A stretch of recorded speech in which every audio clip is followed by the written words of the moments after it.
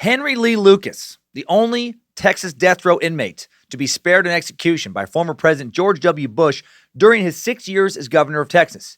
During those same 6 years, another 152 inmates were executed. Why did Bush commute Lucas's death sentence to life in prison just 4 days before a man once thought to be America's most prolific serial killer was set to receive a lethal injection? I mean, at one point, Lucas was considered a person of interest in around 600 different murders. In 1984, the Texas Rangers created the Lucas Task Force specifically to solve murders thought to be committed by Henry Lee Lucas.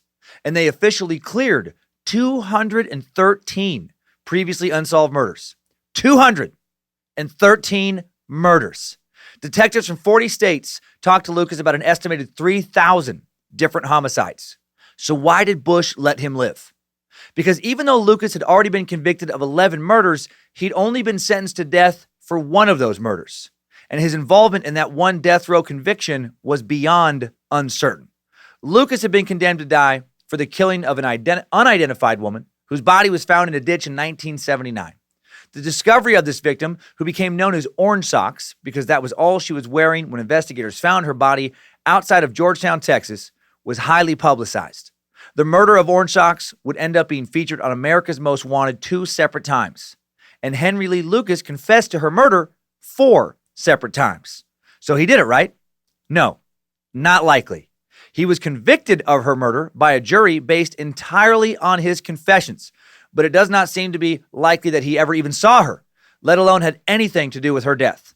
No DNA evidence linked him to the crime. Work records and a cashed paycheck indicated that he was hours and hours away in Jacksonville, Florida at the time she died. No witnesses linked Mr. Lucas to the crime. Only his confessions linked him. And by the time Bush had spared Lucas's life, it was well known that Henry's confessions were beyond questionable. This dude loved to confess to murder unlike anybody else before or since. He became known for a time as the confession killer. Actually, he became known as one of 2 confession killers, the other killer being his former partner in crime, Ottis Toole. Otis would end up being convicted for 6 murders, but like Henry, he would confess to many, many more. He would claim to help Henry kill 108 people and to killing another 9 people all by himself. These 2 claimed that they were members of a network of satanic killers known as the Hands of Death. They said they would receive calls at payphones from an anonymous satanic leader who told them when and where and who to kill to please Satan and bring discord and pain to earth. Today's tale is a very strange one. We know that Henry Lee Lucas and Ottis Toole were killers. The evidence was there for sure for some of their crimes. We know that they traveled together all around the country for years. We know people did disappear and die in the places they visited.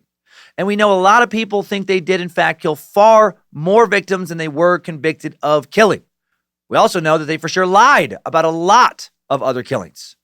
Today, I'm going to do my best to separate as much fact from fiction as I can as I look into just exactly how terrible these 2 dirtbags were on another bloody, true crime edition of Timesuck. This is Michael McDonald, and you're listening to Timesuck.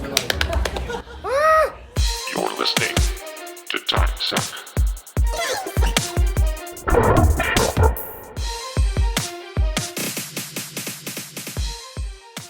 Happy Monday, time suckers and meat sacks. I'm Dan Cummins, the master of the suck verse, king of the suck, holy suck master, prophet of Nimrod, and you are listening to Timesuck. And Timesuck is brought to you today by my new Scared to Death podcast. That's right. I'm sponsoring myself because I believe in myself and because I gave myself an incredible sponsor discount. The first 2 episodes of my new paranormal horror podcast, Scared to Death, where I try to scare the shit out of my wife, Lindsay, with 2 allegedly true tales, comes out next week. Tuesday, September 17th at midnight Pacific time, available on all the standard podcast players. You can watch the new show on the Bad Magic Productions YouTube channel. Check out our new Bad Magic studio. Different spot, different than this show where it's being filmed. Same little office area, different little studio, fancy, cool little mural backdrop, all kinds of occult objects all over the desk. Link to that in the episode description. And I had something happen to me last week that I think will help me tell a better tale of paranormal horror. I'm a skeptical person, but I had something very strange and hard to explain happen at the Rainbow Room on the Sunset Strip on August 29th, where Lindsay and I and my longtime agent and buddy Joe Eschenbaugh had dinner before my show at the Comedy Store in Hollywood. Showbiz! A very fun show, by the way. as were the Comedy Store shows in La Jolla, which were packed. Anyway, I went to the bathroom in the Rainbow Room, technically the Rainbow Bar and Grill, before an early dinner around 5 p.m. It's a landmark restaurant, known mostly for being a hard rock hangout for decades. Alice Cooper used to eat there all the time. Lemmy from Motorhead was there almost every day for the last 2 decades of his life when he wasn't on tour. The guys from Guns N' Roses, Poison, Motley Crue, on and on. John Belushi apparently ate his last meal there. Former Suck subject Marilyn Monroe and Joe DiMaggio had their first date there. A lot of history. It's a dark and dingy place with rock and metal and celebrity memorabilia all over the walls. I mean, I'm sure, a fair amount of people spent their last night there. Possibly people, OD'd there and then died. So it has a crazy history. When we were there, it was dead. The bathroom is upstairs, and there's a second bar. It wasn't open yet. And I seemed to be the only person upstairs when I went to the bathroom. In this little bathroom, 2 urinals, 1 stall, sink to the right immediately when you walk in. Very small space. I started using the second urinal. Halfway through going to the bathroom, I hear the sink running full blast, which I thought was odd, that I suddenly noticed it and didn't notice it when I walked in because I had to walk right by it. I look over, the hot water cranked all the way up, a little bit of steam coming out of the drain. And I immediately think, that's weird that they would let their bathroom water get that hot. Looks like it could scald you. I finish at the urinal. I go turn off the water. I feel spooked. I turn on the cold water, wash my hands, go to the booth where Lindsay and I were sitting. And I'm still spooked. And then a waitress walks by, and I just say to her, I'm like, hey, this is weird, but is there stories of like this place being haunted or anything? And I feel like a jackass even bringing that up. I've never brought up something like that to anyone in public before ever in my life. And she immediately cuts me off like it was a dumb question even asked. She's like, oh, yeah, for sure.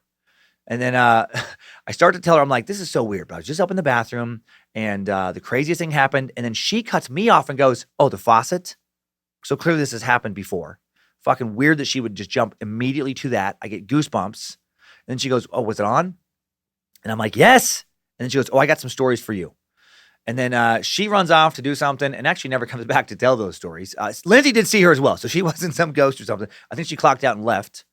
Maybe she just sees weird shit happen so much it's just not interesting to talk about for her anymore. So bummer there. But then after dinner, Joe and Lindsay and I, we go upstairs to check out this. I want to show them kind of how small it is, how weird it was. And then when I'm in there, I think, well, why don't I just turn on the hot water again and see if it gets that hot? Because I just thought it was weird how hot it was. I leave it on for about a minute. Doesn't get anywhere close to that hot. Like not even close. So what the fuck? Could there be some logical explanation for that? Yeah, sure. I don't know. I guess so.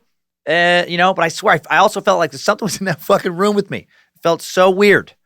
So spirit or not, I'm less skeptical. And I think that will make telling spooky stories on Scared to Death a lot more fun.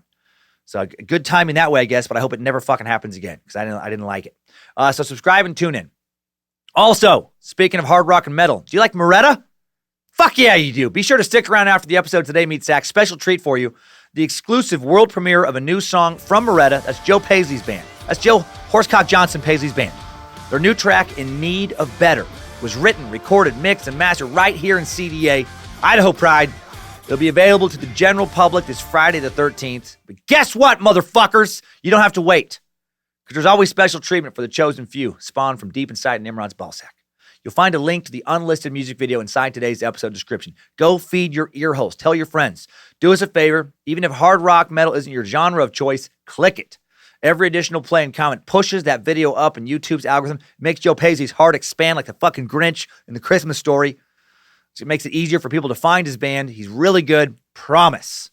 So there's that. And also, so stick around for that. Some of you may have noticed that last weekend, our beloved private Facebook group for Timesuck, the Cult of the Curious, was disabled, put in Facebook jail. We're out. We're back out. Facebook recently changed its community standards. The general public's increasingly delicate sensibilities must be guarded at all costs. No peanut butter jokes. No showbiz. What if someone gets triggered? Social media is suddenly becoming very Orwellian. We gotta soften all the edges. Got to round all the world's corners, before someone falls down and gets a fucking boo-boo, gets owie. God forbid people just, avoid content they don't like and be fucking grown-ups and opt out of groups that bother them.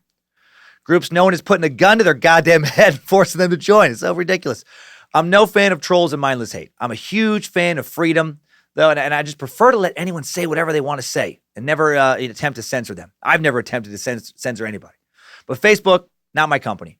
And I respect their right to decide how to moderate their own community. And they're deciding to play it, safer than I would prefer. So moving forward, we will have to keep things a little tighter inside the group. However, our Timesuck Discord has not safe for work content, extra channels. You can click to that on the episode description if you need darker humor than Facebook will now allow. Just be sure to go download the Discord app first and set up an account before you click that link on the Timesuck app. We know that the private Facebook group means a lot to a lot of you. You find solace for whatever troubles you're going through. You made friends, had your GoFundMe campaigns, funded. You found important relationships. So we're going to do everything in our power to keep it going. This community means a lot to us. So don't worry. We're not going to, let them take it away. We'll rebuild it if we have to. It's up right now. The Cult of the Curious Facebook page still has plenty of edgy Timesuck related content also, by the way. Just maybe less shadows of Paisley's massive horsecock and maybe less memes about sticking bananas in your asshole, that kind of stuff. Just wanted to update you and know that, we're on top of it as best we can. Harmony Camp over here full time now, making sure that, community is taken care of. We love you guys and want to make sure you get what, you want out of it. All right. Quick tour dates, then on to the Confession Killers, I promise. Thalia Hall in Chicago this Friday the 13th. Going to be a fun show. Queen of the Suck, Lindsay, traveling with me for that one. Copper Blues in Phoenix next weekend, September 19th to the 21st. Stand-up shows and live Anthill Kids podcast on the 21st. Helium in Indianapolis, week after that. Home of Bob and Tom, September 26th to the 28th. West Palm Beach Improv, week after that, Wednesday, October 9th. Side Splitters in Tampa, October 10th to the 13th. And then my new stand-up special taping at the Crowfoot Ballroom in Pontiac, Michigan, just outside Detroit, October 18th. Late show is sold out. Only a few tickets available for the early show. Then Minneapolis the next night, October 19th, 10,000 Laughs Comedy Festival. And thank you to everybody who comes out to these shows. I've been working hard at stand-up for 19 years, and I think I'm all right at it. I think I'm pretty decent. And you guys are making me better. You guys are making me the best comic I've ever been. It's a fucking blast. Thank you. Now let's see what kind of laughs we can come up with. Talking about two huge pieces of shit. Time for the Confession Killers.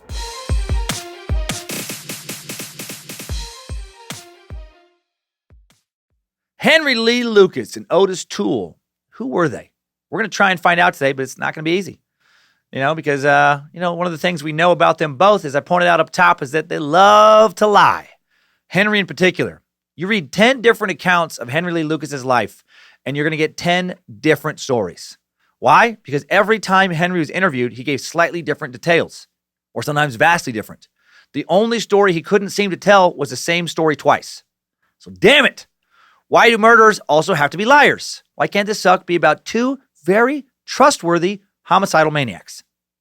Both Henry and Otis love to shock and to disturb. They love to fuck with investigators. They love the attention they got from investigators. When they were able to convince them they knew how to clear up some unsolved mystery, they were rewarded with cigarettes, milkshakes, field trips to crime scenes around the country, little prestige in jail. A lot of taxpayer money went into flying Henry Lee Lucas in particular all around the country. Henry was able to get himself out of jail with his confessions, get to eat out at nice restaurants, sleep in nice hotel rooms instead of eating prison cafeteria slop and sleeping in a tiny cell. I'll do my best to differentiate today between fact and speculation, but their stories weave so frequently back between the two, it will not be easy. I'll try and point out when it'll be just flat out impossible. So let's start their tale, as we almost always do here at the beginning. Just like we know that both Lucas and Toole were killers, we also know they both had horrible childhoods. And just like we don't know how many people they did kill, we also don't know exactly how horrible their childhoods were. But if what we do know, and if just, some of what they claimed is true, then we know that these two killers were made, not born, because the abuse they supposedly suffered by the very people who were supposed to protect them from abuse in life was nightmarish. Today's Timesuck timeline will begin at the birth of Henry Lee Lucas, run all the way up until he met Ottis Toole. Then we'll back up to the birth of Otis, run back up until he met Henry Lee Lucas. And then we'll march forward until both of them were incarcerated for at least some of the murders they probably committed, and then on to their deaths, and then we'll bounce out and talk about their lives a little bit more. Does it sound good? Sound good? Trying to set it up for success. Okay. All right, good. We're everybody's right? All right, fantastic. Let's march, meat sacks. Strap on those boots, soldier. We're marching down a Timesuck timeline.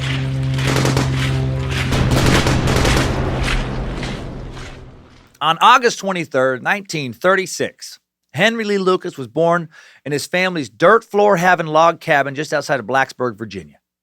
Blacksburg is now the roughly 42,000 person home of Virginia Tech. In 2007, it was the scene of the Virginia Tech shootings when 32 people were killed, another 17 wounded by a lone gunman. At the time, that was the deadliest shooting carried out by a single gunman in U.S. history. Sadly, that is no longer the case. In 2011, Blacksburg was named Best Place in the U.S. to Raise Your Kids by Business Week. And that same year, the readers of Southern Living named it the best college town in the South. Blacksburg High School is currently ranked among the top public high schools in the nation for academics. It's a small city that has seen a lot of ups and downs. Lately, seems to be up. It's been around for a long time, founded way back in 1798, and while it's a home for higher education and civic pride today, still pretty backwoods. 1936. Town didn't get its first police officer until 1937. Blacksburg was just starting to become modern when Henry Lee Lucas showed up, getting its first streetlights in 1935. At that time, it had around 1,500 people, and many lived in poverty. Many were still pretty hillbilly-ish.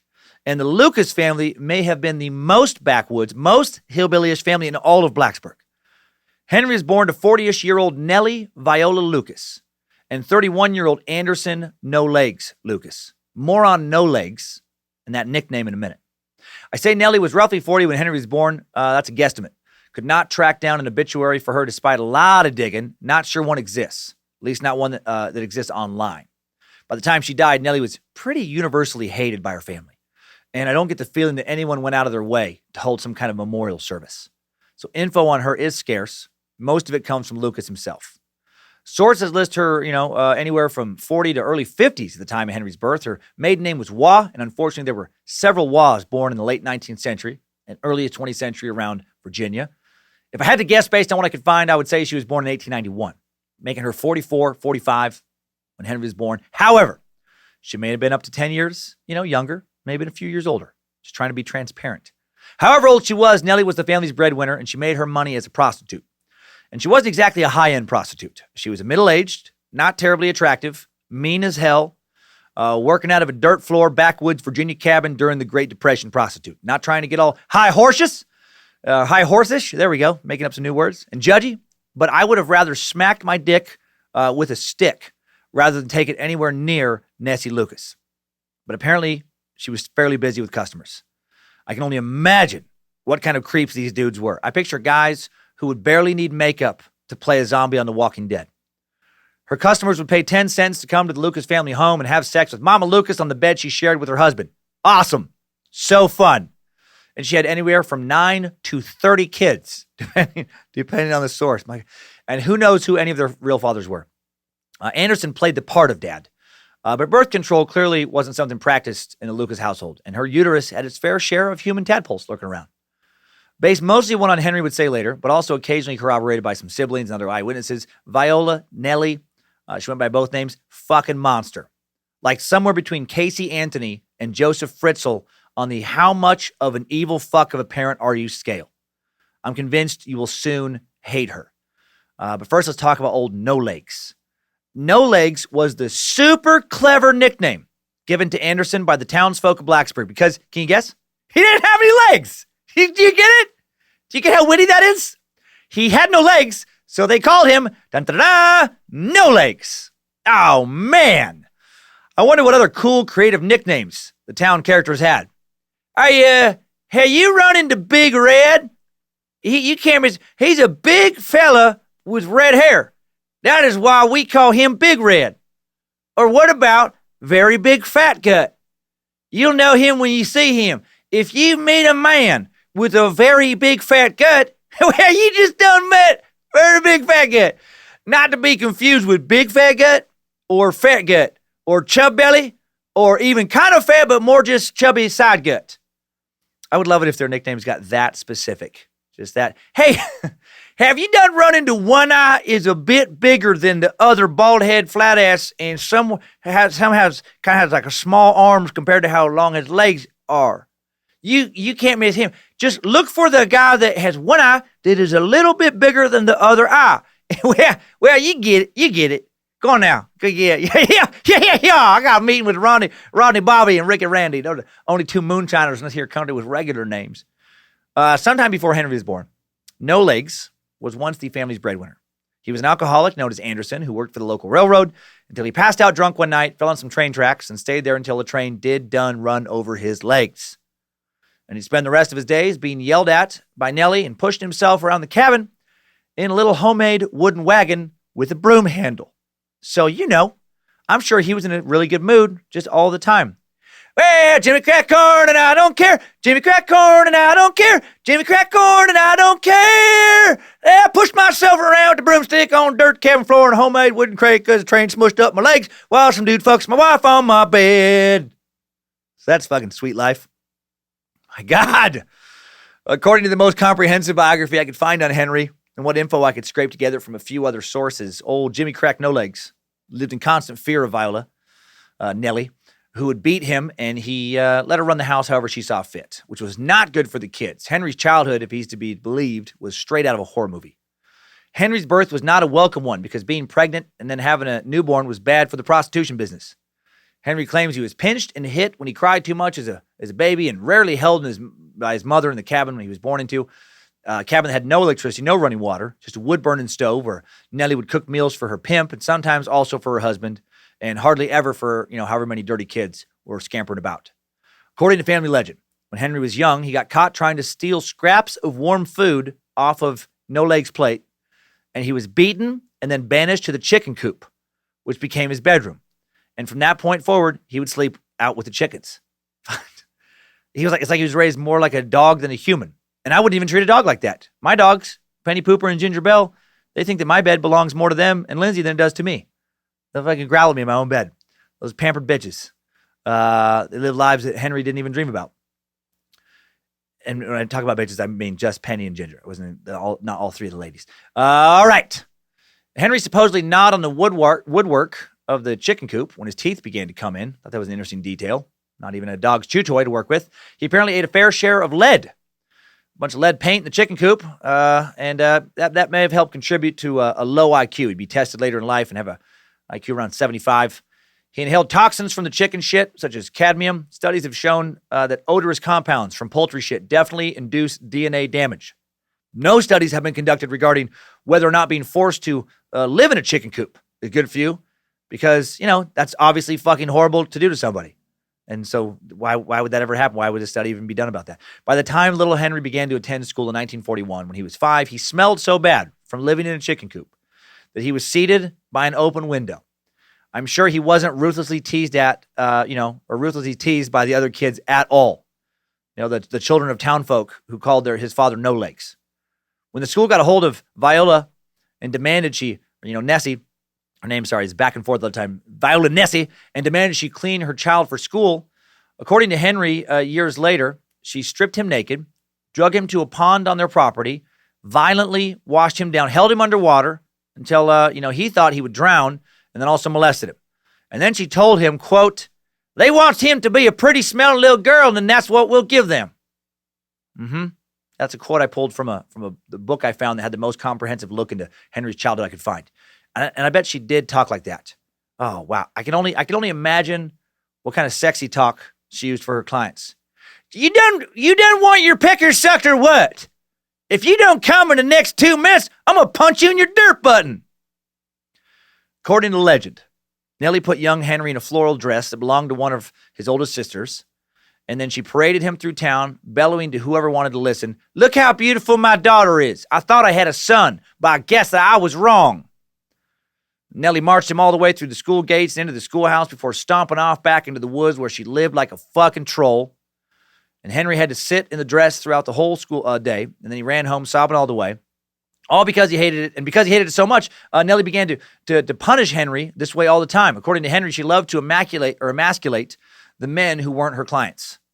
I'm guessing she hated what she felt she had to do to make money and took it out on old No Legs and the other males in the cabin. Also, according to Henry, Nellie liked to have No Legs in the room when she had clients over and make him watch. Oh, fun. "Oh, Jimmy Crackcorn, and I don't care. Jimmy Crackcorn, and I don't care. Jimmy Crackcorn, and I don't care. My wife will take away my broomstick and beat me in my own home if I don't sit on the dirt floor and watch her get fucked by other dudes." Fun. And then to punish Henry, she'd make him wear a dress and sit down to his next to his maybe dad and make him watch as well. If all of this is true, Henry is sleeping in a chicken coop, never eating a hot, home-cooked meal, being sat by the window at school because he smells like chicken shit, where he is undoubtedly being bullied horrifically. He was also a tiny kid, which would make sense, when you're malnourished. And he's being forced to wear a dress. And he's being forced to sit next to dad and watch random creepy dudes fuck his mom. And she hates his guts. So his introduction to the world seems to have been a little bit less than ideal. Even more fun by his own account, Henry had 0 friends. He said even his siblings steered clear of him because he was mama's least favorite, and if they were nice to him, she made life worse for them as well. And then he met and fell in love with a local mule, and not a drug mule, like a mule. A donkey was his first friend. Could this story get more cartoonishly backwoods and sad? At some point during his first few years of school, the only thing Henry looked forward to, this is so ridiculous. I'm just laughing because it's so fucking ridiculous. He would look forward to seeing a neighbor's old mule that lived on a friend of his dad's property between his cabin and the school.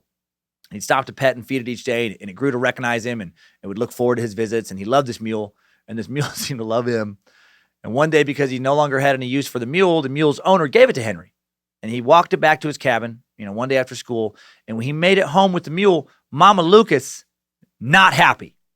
According to Henry, when Nellie saw how much this mule meant to her son, she went inside, grabbed a shotgun, came back out, walked up to the mule, shot it in the fucking face as it stood next to young Henry.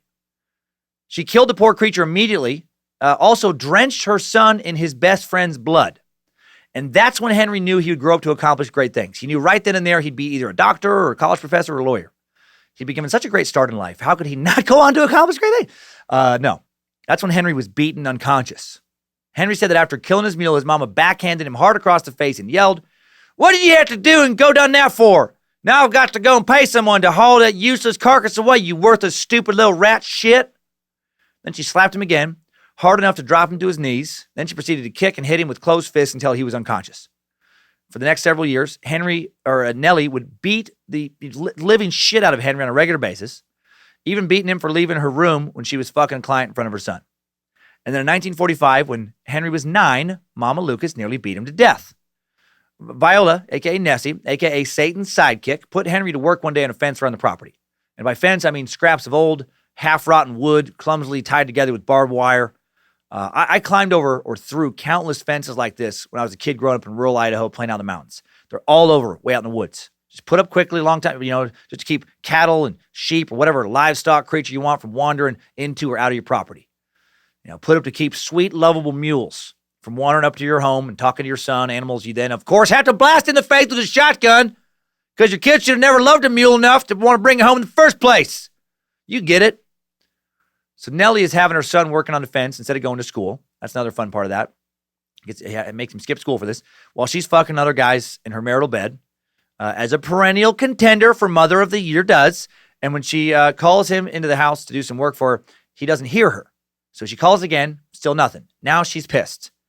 She has a John halfway undressed, wanting to get some of that sweet Mama Lucas loving. And now little Henry is fucking with business. So she'd have no leg to go find him, but, he's not able to off-road it too well. He's not able to broomstick push his little homemade wooden wagon out into the woods very far, as you might expect. So she goes looking herself, and she grabs a 2x4, piece of lumber along the way to smack him for not running when she called, because, what 9-year-old is going to pay attention to you if you only beat him with your fists and kick him, Nellie finds Henry, takes a baseball swing at his head, cracks him right in the back of the head with that 2x4, knocks him out cold. And she's lucky that's all. She's lucky it didn't kill him. He very nearly died because, he was an extremely annoying and weak little child who just couldn't walk off a home run swing to the back of the dome with a fence post. After teaching Henry a good lesson, how dare he physically not hear his mother yell for him to stop doing one chore and run in and do another chore for her while she makes some prostitution money. Nellie goes back to her John. And then she doesn't notice that Henry doesn't come inside that night. As she gets more clients, gets drunk, no one else notices. The little Henry doesn't show up at the home for the rest of the night. I guess they forgot to do their nightly chicken coop check, make sure he's okay. It's almost like no one cared about him. The next morning, Nellie walks back to where she had knocked Henry unconscious, finds him still laying exactly in the position and place where she had left him. Over 12 hours have passed. He's still out cold. When yelling and kicking him didn't wake him up, She had two of his older brothers drag him inside the cabin, and then they just laid him in a corner where he stayed for 2 more full days before Nellie's pimp, a man who went by the name of Uncle Bernie. My God, this family is so fucking ridiculous. Uncle Bernie takes Henry to the hospital. Accounts of Henry's backwoods childhood, they feel like fucked up punchlines from a very dark version of like Jeff Foxworthy's "You Might Be a Redneck" jokes. Like as if all of this is taking place in some bizarro, evil, parallel universe, some kind of Stranger Things upside down version of reality where a dark comic named like Steph Cockscurvy, instead of Jeff Foxworthy, tells "You Might Be a Killer" jokes instead of "You Might Be a redneck" jokes. If the best parental figure you had growing up was your mama's pimp and you called him Uncle Bernie, you might be a killer. If people called your daddy no legs and your bedroom was the chicken coop and your mama made you wear a dress to school, you might be a killer. If your best friend growing up was a neighbor's mule, and when you brought that mule home, your mama shot him in the face and then literally beat you unconscious, you might be a killer. Uncle Bernie laid the knocked out, almost dead little Henry in the back of his pickup truck, because, why risk him bleeding on the seat, and drove him into town where the doctor couldn't believe he was still alive. He hadn't just been unconscious, he'd been in a full-on fucking coma for 3 days. 4 days later, he came out of that coma. Doctors had all kinds of questions. When had he been exposed to lead? When had he been exposed to cadmium? Did he live in an unsupervised chicken coop? Henry, still greatly shook up by the head injury, was too dazed to even attempt to answer the questions. Nellie was able to play dumb enough to convince him that, sometimes accidents just happen. And he was released back home. I'm guessing those Blacksburg doctors weren't among the nation's finest. Shortly after coming back to the coop, Henry began to suffer occasional seizures. Every muscle in his body would contract, shaking and straining against every other one. His eyes would roll up into his head. He would froth at the mouth, let out little yips or screams. His body would twist and contort as violent convulsions racked his small frame and left him aching for days in their aftermath. One moment he'd be fine. The next he would be flopping around on the ground, helpless and lost in the black static of his own brain. The only good thing that came out of this beating was that, Nellie was now afraid to beat him that hard again. Uncle Bernie convinced her she'd kill him if she did that and that she'd go to jail. Also, now that Nellie was leaving Henry somewhat alone, the other kids felt a little more comfortable not incurring her wrath if they played with him, and he became, a little more of a normal part of the family. The next year, in 1946, when Henry was 10, he suffered another horrific accident at home, a terrible knife accident. Fucking around with hunting knives was apparently just a daily part of Lucas' cabin family life. The Lucas kids would use them to whittle crude toys for themselves out in the woods. If the best toy you ever got growing up was one that you whittled for yourself out in the woods, you might be a killer. The Lucas kids also use knives to play fun games like, see how fast you can stab a knife in between your fingers game. And, throw them in between each other's legs game. And they'd use knives to skin the squirrels and rabbits they caught. And most importantly, they used knives to settle minor disputes and have semi-playful fights. It was a fucking ridiculous shit show in this cabin. All of the Lucas kids would end up with knife scars, but none would end up with more than Henry, and he'd received the worst knife wound of all in 1945.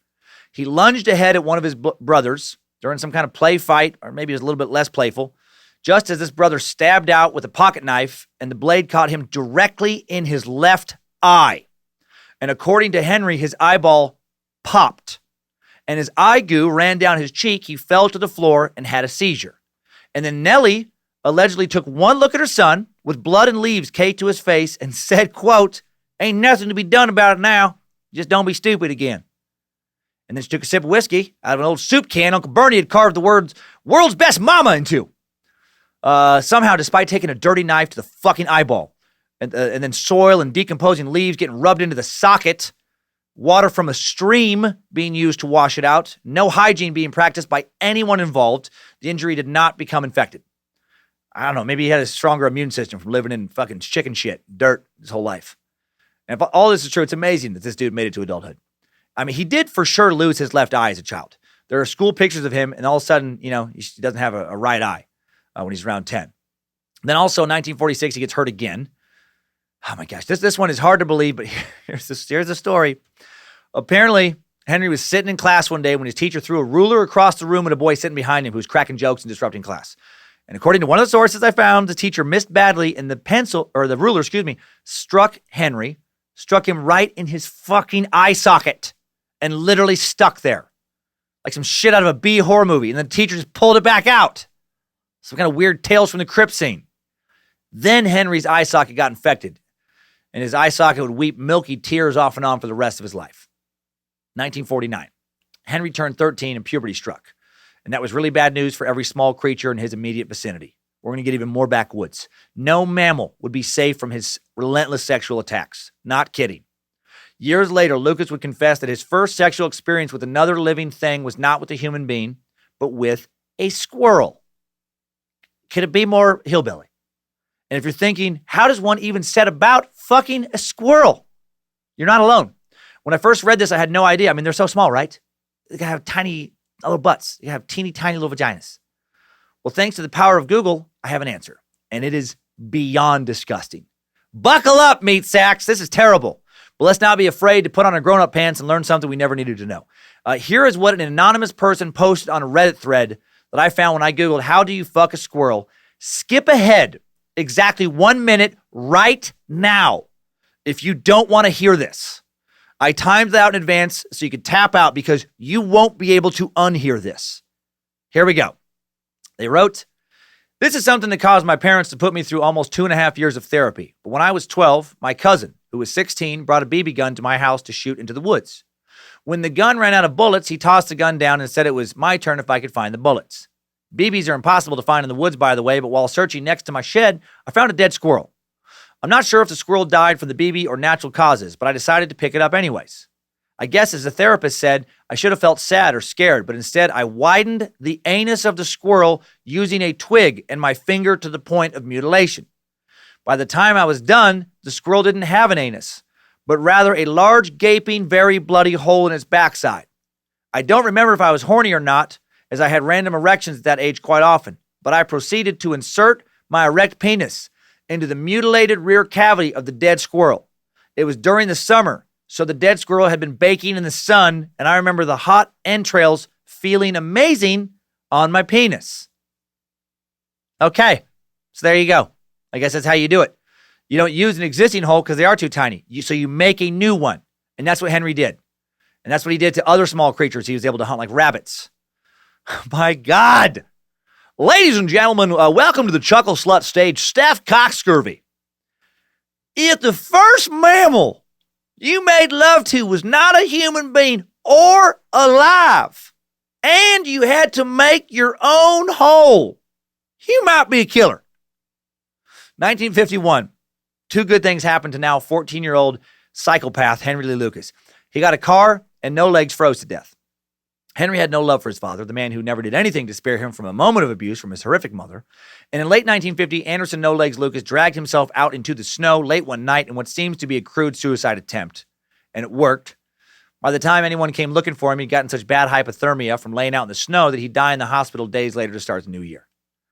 And a few months later, after getting the money to pay for it by burglarizing local homes with some cousins, Henry bought a car. By this time, his hygiene had improved. He was no longer, sleeping in the coop. So he got into the house somehow. Despite missing his eye, he was handsome enough in his own way to convince some local girls to go on some dates with him. But he wasn't able to convince any of them to sleep with him. And in his later years, he claimed that this is what drove him to commit his first murder. Supposedly, he took a young girl who he never named out to a known makeout spot just outside of Blacksburg. And when she wouldn't let him have sex with her, he snapped and started choking her. And he kept choking her until she was dead. And then he took off her clothes and had sex with her still warm corpse. And then he drove her body into a remote part of the woods, dug a shallow grave, threw her remains inside, covered it up with dirt, and went about his life. Now, wasn't there an investigation? Wouldn't he be the prime suspect in the disappearance of a girl he had just taken out to a makeout spot? You would think so. Maybe he made this story up. Maybe no one knew they were dating. Maybe they weren't dating, and he just kidnapped, killed, and raped some stranger. All we have for this story is what he said about it to go on, and he didn't say much more than what I just told you. A name, Laura Burnley, did end up getting tossed out as the possible name of this victim years later. Laura is only named on true crime sites I found to be accurate some of the time, but not all the time, like murderpedia.com, justcriminals.info, so who knows. Findagrave.com does list a 17-year-old Laura Burnley as dying in March of 1951, but it doesn't show a tombstone or say where she died, and I feel like it may be referencing those sites I just mentioned, like Murderpedia. So who knows? Early 1954, 17-year-old Henry gets arrested for over a dozen local burglaries, and on June 10th, he's sentenced to 4 years in prison. He's initially incarcerated, because of his age, at the Beaumont Training School for Boys, a juvenile correction center that changed names frequently over the years, first opening as the Virginia Industrial School for Boys in Beaumont Learning Center in 1890. It was located almost 200 miles from Blacksburg, just outside of Richmond, Virginia. The center closed its doors for good just recently in 2017. And Henry's stay there was short-lived. He was intensely disruptive and rebellious. He seemed entirely incapable of absorbing any of the lessons that the school tried to instill in him. One of the staff members would later describe him as a boy gone feral. He escaped about a month into his sentence, made it all the way back home to Blacksburg. When he arrived, he met one of his nieces, the daughter of an older half-sister who had been left in Nellie's care. She was 12 years old, and the day he met her, Henry raped her out behind the chicken coop and then threatened to slit her throat if she told anyone. Not yet 18, and this dude is already completely fucked. Anyone with half a brain could have already told you upon meeting him that no good would ever come from Henry Lee Lucas. After being victimized, he clearly didn't think, I sure don't want to inflict this pain on anyone else. He probably didn't think anything. He just saw the world as a place where you violently took whatever you wanted. And of course, I'm speculating here, but I believe this. While his niece didn't tell anyone, the very next day, the sheriff did pull up to the Lucas cabin, figuring that's where Henry would return when he escaped. No more boys' school this time. Lucas was now sent to the Virginia State Penitentiary in Richmond, a center that also closed in 1991. And Henry loved his stay here. No one was making him go to school. No one was trying to reform him. He had a bed that didn't smell like chicken shit. He was fed hot meals every day. A prison doctor even had him fitted for a glass eye, one he would wear for the rest of his life, so he looked a little better. Put on some weight. In a way, he started to look ruggedly handsome. Also started to have sex on a regular basis. While Henry would always prefer to have sex with women when that was an option, his true sexual preference seemed to be just whatever was warm and close by. If something or someone was alive or hadn't been dead for too long, Henry Lee Lucas would fuck it, him, or her. Henry became somewhat popular in prison compared to growing up on, in Mama Lucas's cabin of horrors back in Blacksburg. Prison was heaven. The other inmates taught him how to commit other crimes, kind of up his criminal game for when he got back out, how to fight, how to con, how to talk to women. He even began to write to women through a prison pen pal service. In late 1959, at the age of 23, Henry was released, and instead of heading back to Blacksburg, he decided to put some distance, put some miles between himself and Mama Lucas. And he went to stay with a half-sister named Opal in Tecumseh, Michigan, an hour southeast of Detroit. Opal happened to live near a young woman named Stella, who Henry had been writing letters to from prison. Stella was a hard drinker and not much of a looker, according to one source, but she wasn't abusive, and she would have sex with him. And he didn't even have to carve out a new hole to make that happen. So, she already had a couple. So Henry was in love. He got a job at a warehouse, and the two made plans to get married. And that winter, he got down on one knee in the Michigan snow and proposed to Stella after he picked her up for their regular date, and she said yes, and he was the happiest he had ever been in his whole life. And they headed out to get thoroughly drunk to celebrate, and of course, they would not live happily ever after. Later that night, Henry shared all his good news, with Opal, his half-sister, while he's still living with her, and she was delighted to hear that her little brother finally seemed to be getting his life on track. The very next morning, Opal started calling other members of the Lucas family to spread the joy. Word got back to Mama. Nellie, not pleased. She didn't even know that Henry had been released. Didn't even know he had gotten out of prison. Life had been hard on Nellie since Lucas had gone to prison. She'd shot a client in the leg with the same shotgun she'd used to kill that mule. And while she didn't get in any legal trouble for that, word got around, and it was bad for her prostitution business. A business that had almost completely dried up anyway. Pun not intended, but I like it. She was in her 60s by this point. She was not a beautiful woman to begin with. Her pimp, Uncle Bernie, had moved on. Her husband, as we learned, had died. The rest of her children had either grown up and left the home or run away, never to come back. She was broke, alone, utterly miserable. She needed someone to take care of her, and she decided that someone needed to be Henry. So she bought herself a bus ticket and headed to Michigan. On the evening of January 12th, 1960, Nellie arrived at Opal's apartment in Tecumseh. Opal told her mother that Henry was out at a bar with Stella, and Nellie went out to find him. Nellie walked in, wasting no time finding Henry, telling him that no woman was ever going to marry him, not after what he'd done to those rabbits and those squirrels, not after he had raped his own niece. Yep, she knew about all that. Held on to it like some kind of fucked up blackmail ace in the hole. Then she started hitting Henry with a closed fist in front of everyone, told him that he needed to come home like he was supposed to have done when he first left prison like he had promised. Stella tried to defend Henry, and Nellie cursed her out and then hit her too. Nellie was up in years, but tough, as mean as ever. and she threw Stella down, started hitting and kicking her. The bouncer had to pull her off. Henry went to console Stella. She scurried away from him, told him to get away from her, said she could not be with someone whose mother was a fucking monster. And just like that, Henry's engagement was over. His mother had ruined his past, and now she had destroyed his chance at a decent future. Please welcome back to the stage, Steph Cockscurvy. If your engagement gets called off because your elderly mama beats both your ass and hers in a dive bar after telling everyone that you raped your own niece and had sex with rabbits and squirrels, you might be a killer. The bouncer threw Nellie out of the bar. She went back to Opal's apartment. Henry stayed until closing time, trying to drink the night away. When he returned to Opal's apartment late that night, he went straight to bed. Then about a half hour later, he claimed that Nellie attacked him. And I don't doubt this claim. He said that he woke to Nellie beating him in the head with a broom handle. Got out of bed a lot of broom handles in this episode. He got out of bed as fast as his drunken stupor allowed, and she continued to beat him with that broom handle until it snapped. Then she started beating him with her fists, spit at him, cursed him. Then Henry snapped, right? Grabbed the pocket knife he'd always kept on or near him and swung it at his mama's head, jammed it right into her neck. And then Henry left.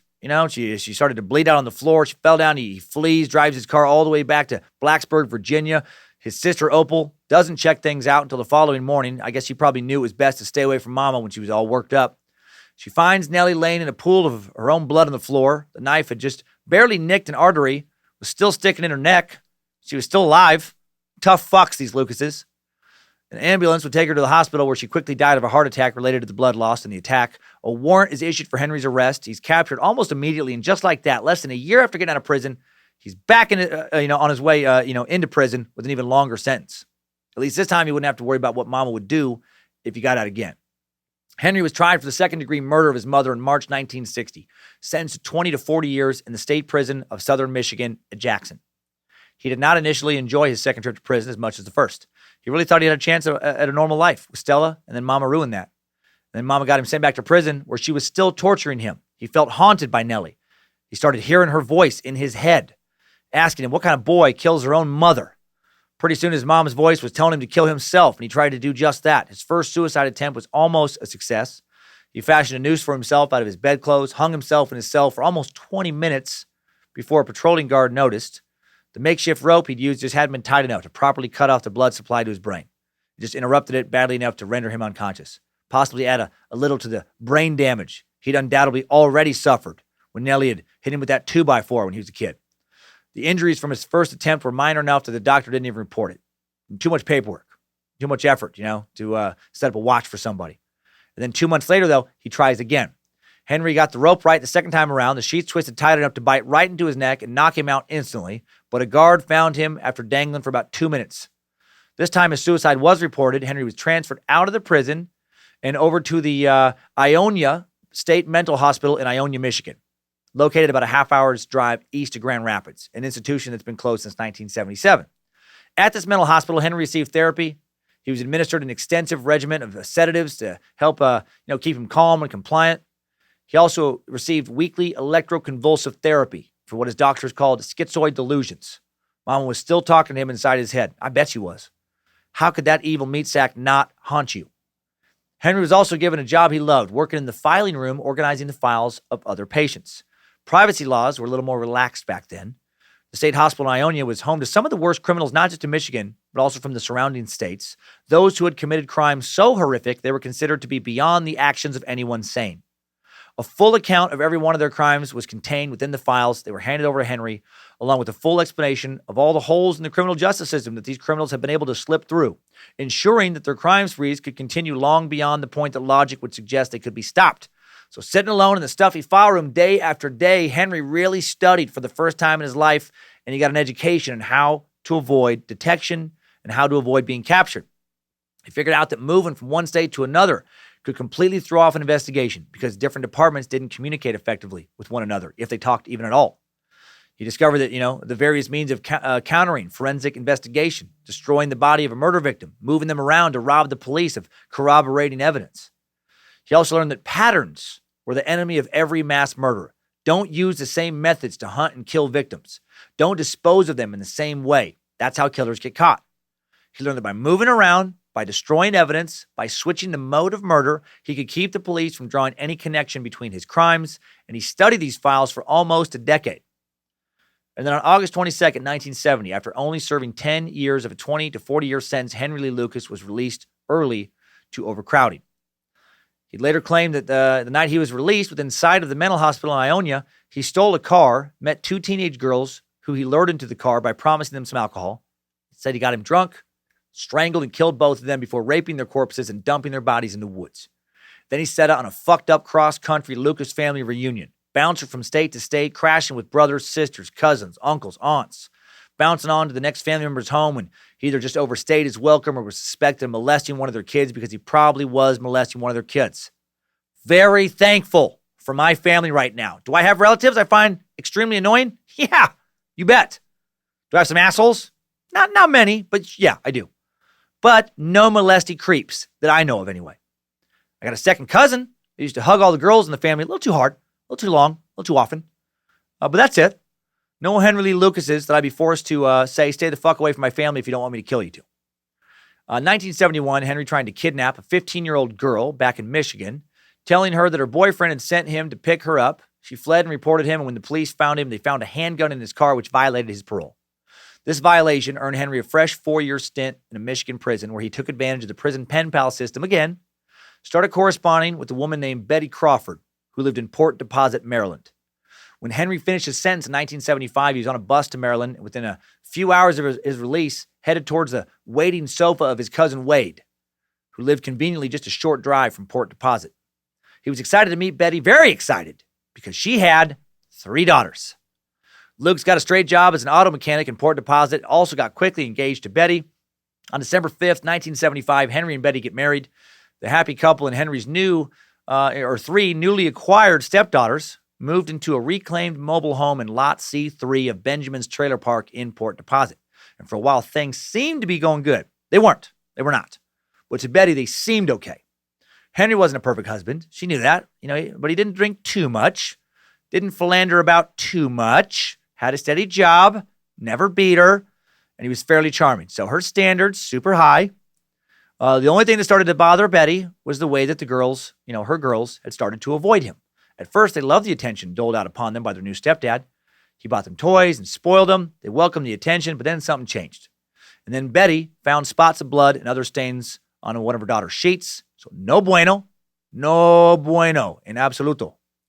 And in 1977, when Betty asked her daughters what was going on between them and Henry, they told her that he'd been raping them. Betty told Lucas when he came home that night that he could leave right then and there and never ever come back, or she could call the police right now. And 2 years after getting married in late 1977, 41-year-old Henry leaves. And who the fuck knows where he went? Some stories have him traveling with relatives back to Blacksburg. Others have him stealing a car and making it all the way to California. Others have him skipping on over to Shreveport, Louisiana. Hospital records show that he did stay in the small 15,000-person town of Beckley, West Virginia at the beginning of 1978 for at least a few months. He met another single mother, a woman named Rhonda Knuckles, who would go on to write a book about her time spent with Henry Lee Lucas, a book called How I Survived Henry Lucas, Living with a Serial Killer, published in 2004. Henry got a job in a carpet warehouse, lived with Rhonda until child molestation allegations began to surface by members of the Knuckles family and other locals. When Henry heard that a lynch party was forming, he stole the truck, and by the spring of 1978, he'd made it over to Florida.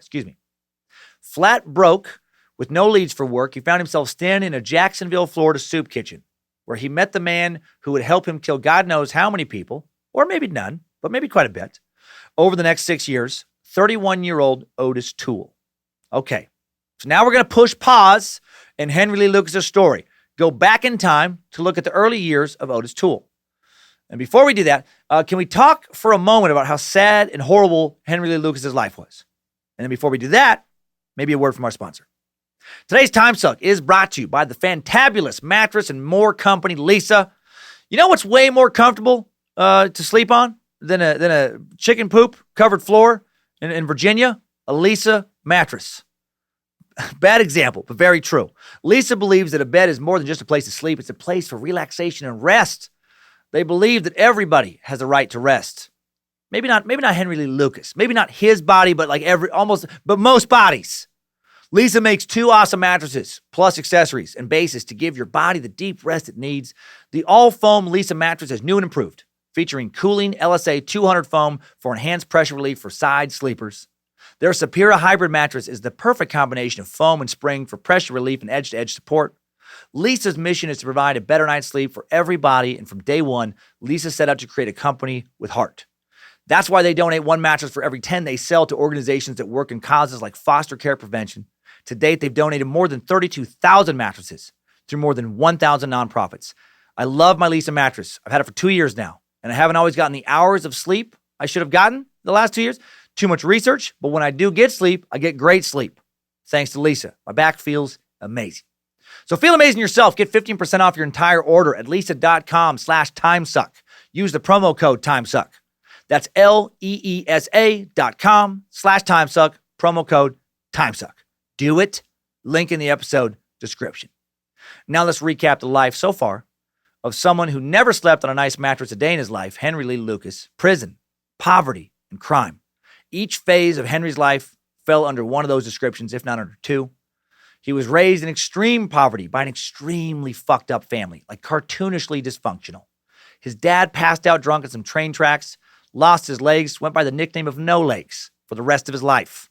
His mom was an abusive prostitute who made him sleep in a chicken coop, left him laying in the dirt when she knocked him out with a 2x4 for not hearing her call him. He was forced to wear a dress to school. He had to sit next to the window because he reeked of chicken shit. Forced to sit next to his father on the floor and watch his mother have sex with strangers. His first sexual experiences were with squirrels and rabbits. He lost an eye in a play knife fight with a brother that didn't sound very playful. He claims that his first sexual experience outside of, possibly being molested by his mother in a pond with a human being was with the dead body of a girl he just strangled. His next sexual experience was raping a niece. And his next multiple experiences would take place in prison. Within months of getting getting out of prison, he stabbed his mother in the neck and killed her. He went back to prison, then to a state mental hospital for a decade, then traveled around the country molesting and raping family members and possibly raping and killing strangers. He tells so many stories years later. God knows what all he did.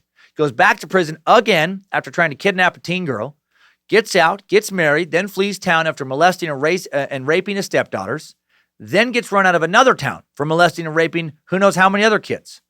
Then at 41, this man who has known almost nothing but incarceration and aimless drifting and violence and sexual abuse, both dishing out and receiving the violence and sexual abuse, this man meets another man who he'd go on to have a long and infamous crime spree with, a man who'd had a similarly terrible childhood, Ottis Toole. Let's back up now to 1947. On March 5th, 1947, Otis Elwood Toole was born in Jacksonville, Florida. And holy shit, what a name. Otis Elwood Toole. That name alone may have kept him from ever getting good grades or a decent job. Otis Elwood Toole is the kind of name you give to like an inbred redneck character in some kind of slapstick comedy. All 3 names sound backwoods. Put them all together, and it sounds like you've made some kind of hillbilly superhero. Up, up, and away! Otis Elwood Toole is here to save the day. Oh, God dagnabbit. Oh, done got my cape stuck on the back of the toilet. Oh, shit. I got shit on my cape now.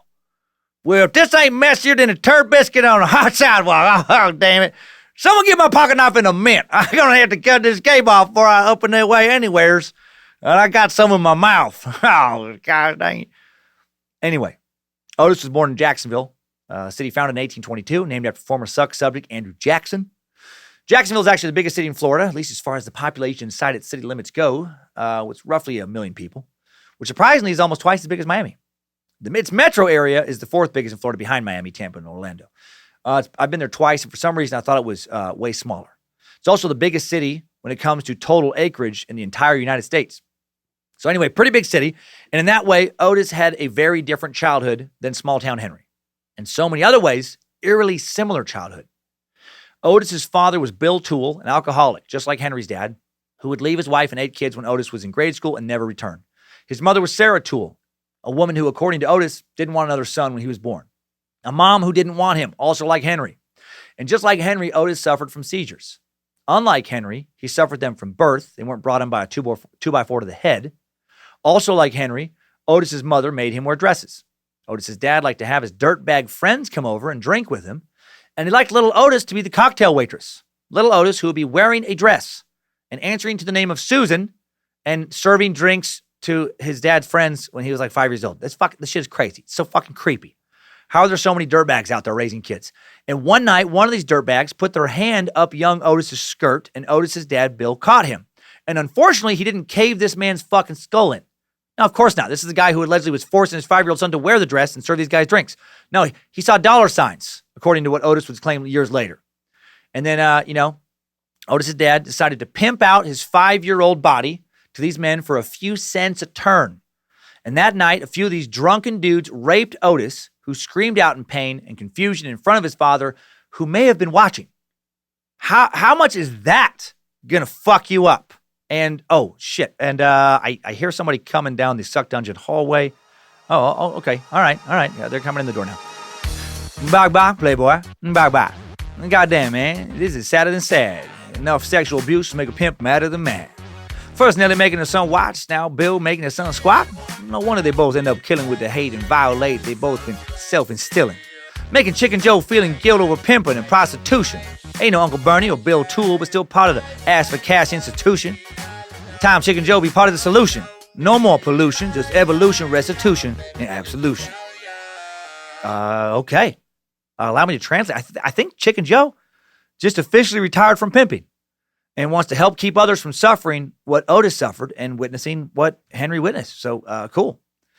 Old character, by the way, if you're confused, new listener. Chicken Joe from the Candyman Suck pops in from time to time to drop some pimp perspective.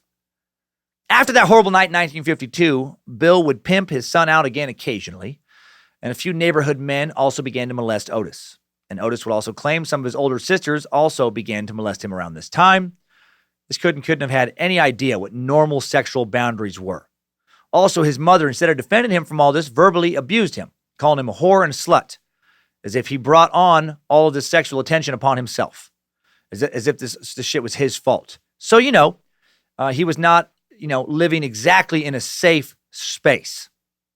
If your mama makes you wear a dress at the age of 5 and then your daddy makes you serve drinks in that dress to his drinking buddies who pay your daddy money to rape you, and then your sisters also molest you, and then your mama blames all this on you, you might be a killer.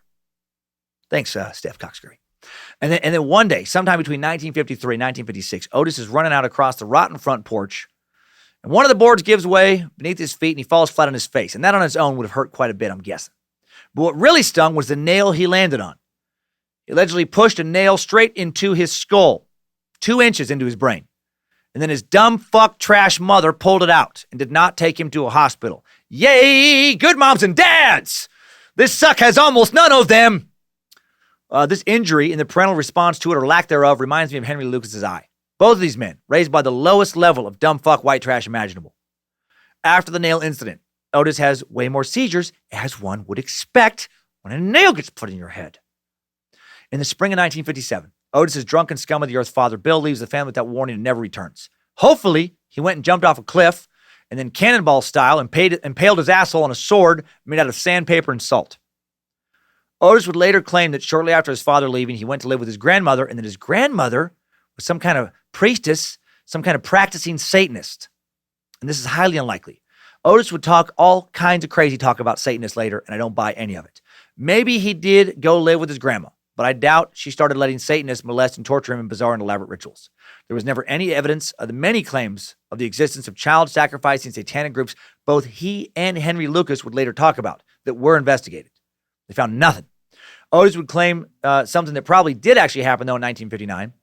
He turned 12 that year, hit puberty, and realized he was sexually attracted to other boys. And when he told his 1959 Jacksonville dirtbag family he was gay, the news was not well received. Not even Grandma Satan was supportive.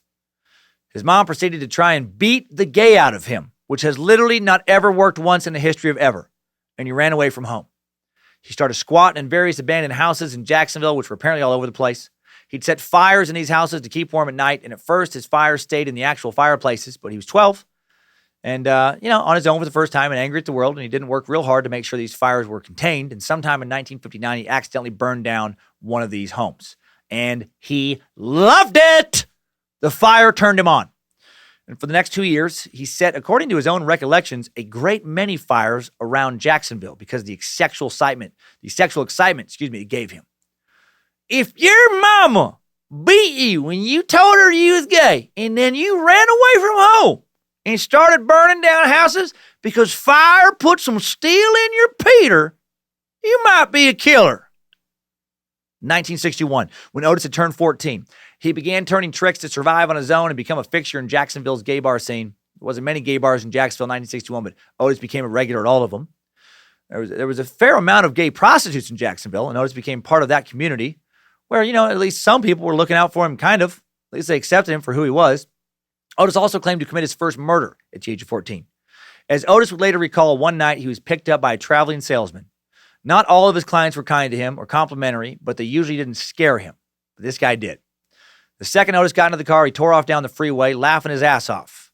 In the middle of nowhere, 10 minutes out of town, this guy swerved off the road, slammed on the brakes, smashing Otis into the dashboard, knocking the wind out of him. He then dragged the dazed 14-year-old out of the car, forced him down on all fours in the glare of the headlights, and then violently sodomized Otis. No lube, no effort to spare Otis any pain. In fact, effort to give him pain. Otis screamed out as the man raped him, and then the man clearly enjoyed his suffering, telling him, "Go on, yell. No one's going to hear you out here." When he was done, the salesman threw some change at Otis, staggered back towards his car, laughing at what he'd done. He stopped in front of the car to light a cigarette, looked back at where he'd left Otis, and then he stopped laughing because Otis was gone. He turned, made a mad dash for the driver's door, but Otis had beat him to it. Otis locked the door, slammed the car into reverse, hammered it forward straight into the sadistic salesman, who fell into the car, and he ran right over him. Otis then reversed, backed up over the man, who squirmed in pain, ran over him again. Then he got out to put his pants back on and make sure that the salesman was dead. He was super dead. The car's tires had run right over his head one of those times, and his skull had been crushed to a pulp. If you back over a salesman you just done run over on the side of the road to make sure he's dead, you might be heck. I guess in that situation, you already are a killer. I guess that's all from me then. Hey, take care of your waitstaff, drive home safer than that salesman guy Otis done just killed, deader than a cat that done been shot 10 times. Thanks for coming down to the Chuckle Slut. I'm Steph Cox-Scurvy. I'll see you next time. If that salesman really did behave like Otis described, picking up a 14-year-old boy, violently sodomizing him as he screamed out in pain, then I'm glad his night ended with a flat head on the side of the road. Picking up a prostitute doesn't make any sexual thing you do to them okay, right? You can rape a partner, you can rape a prostitute just like you can rape a stranger. Non-consent is non-consent. Fuck that guy. For the next 3 years, Ottis Toole continued to live on the streets of Jacksonville as a teenage prostitute and petty theft, stealing goods from the homes, or petty thief, stealing goods from the homes he'd crash, in and selling them and occasionally burning down those homes.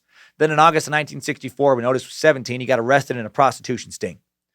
Because the officers didn't end up with enough evidence to actually charge Otis with prostitution, they charged him with loitering with intent, which is kind of like being charged with being up to no good. It's a lesser prostitution charge, which means we didn't catch him in the act. But come on. Everybody knows what he's doing out there on the street. Otis got 6 months in jail, and like Henry Lee Lucas, he fucking loved it. He loved it more than Henry. Hot meals, a bed, plenty of dudes to date. While Henry was a sexual opportunist, Otis was a homosexual, and jail was literally the best place he'd ever been up until that point in his life. When Otis got out in 1965, empowered by the knowledge that he really didn't care if he went to prison or not, the just about to turn 18 Ottis Toole decided to explore more of the world than Jacksonville. He stole a car within a few weeks of being released, bounced around the South, staying in abandoned homes, burglarizing others, whoring himself out, possibly murdering others. He confessed to such a ridiculous amount of murders and then retracted most of his confessions or have them discredited that it's impossible to know what he actually did from 1965 to 1973.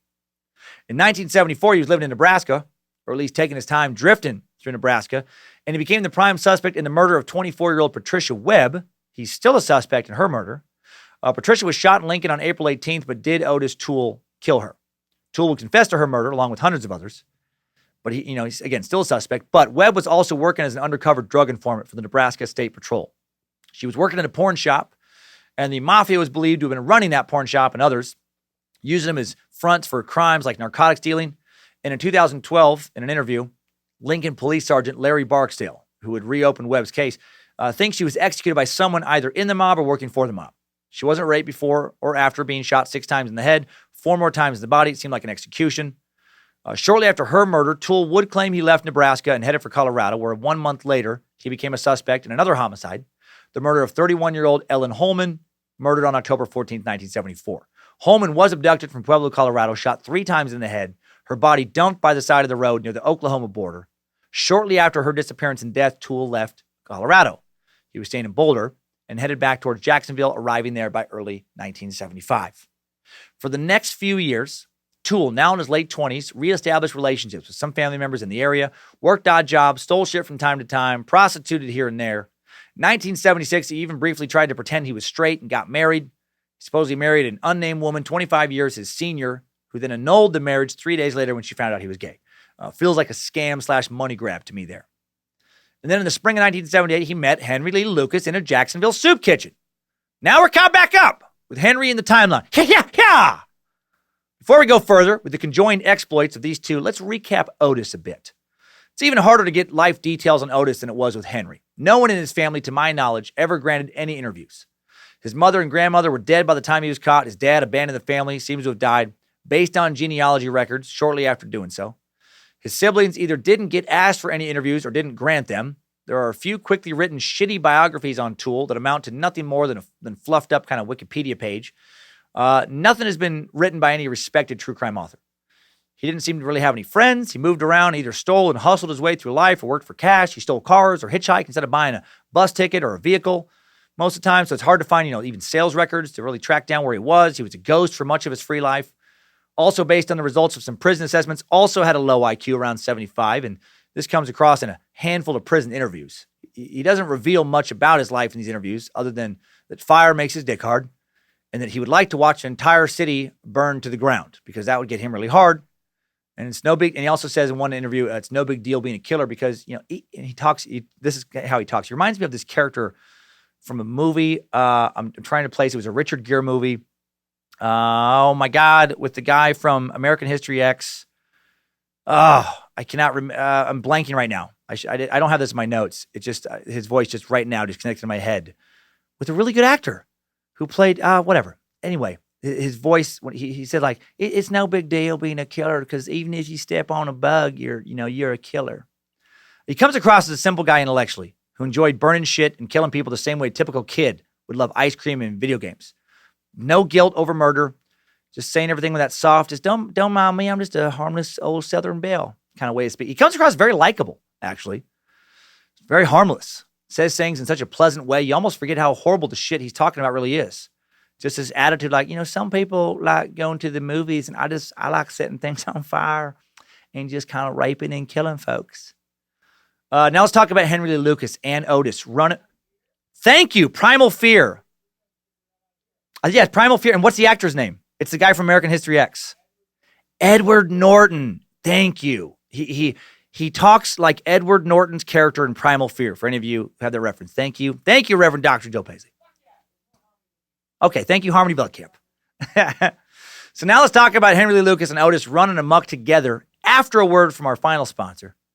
Timesuck today is brought to you by the incredible longtime supporter of the Suck, the Great Courses Plus, the Knights Templar, the Illuminati, Japan's Black Dragons. Secret societies like these have been shrouded in mystery and intrigue for thousands of years. We've talked about many of them here on Timesuck because they fascinate me. And based on episode downloads, they fascinate many of you as well. Even Ottis Toole and Henry Lee Lucas would end up talking about a supposed secret society, the Hands of Death.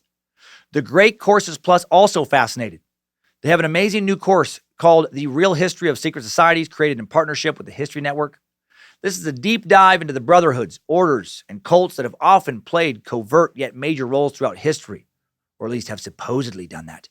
I loved digging into the real origins of the Illuminati, getting additional details about the real group founded by a young lawyer obsessed with creating the New World Order.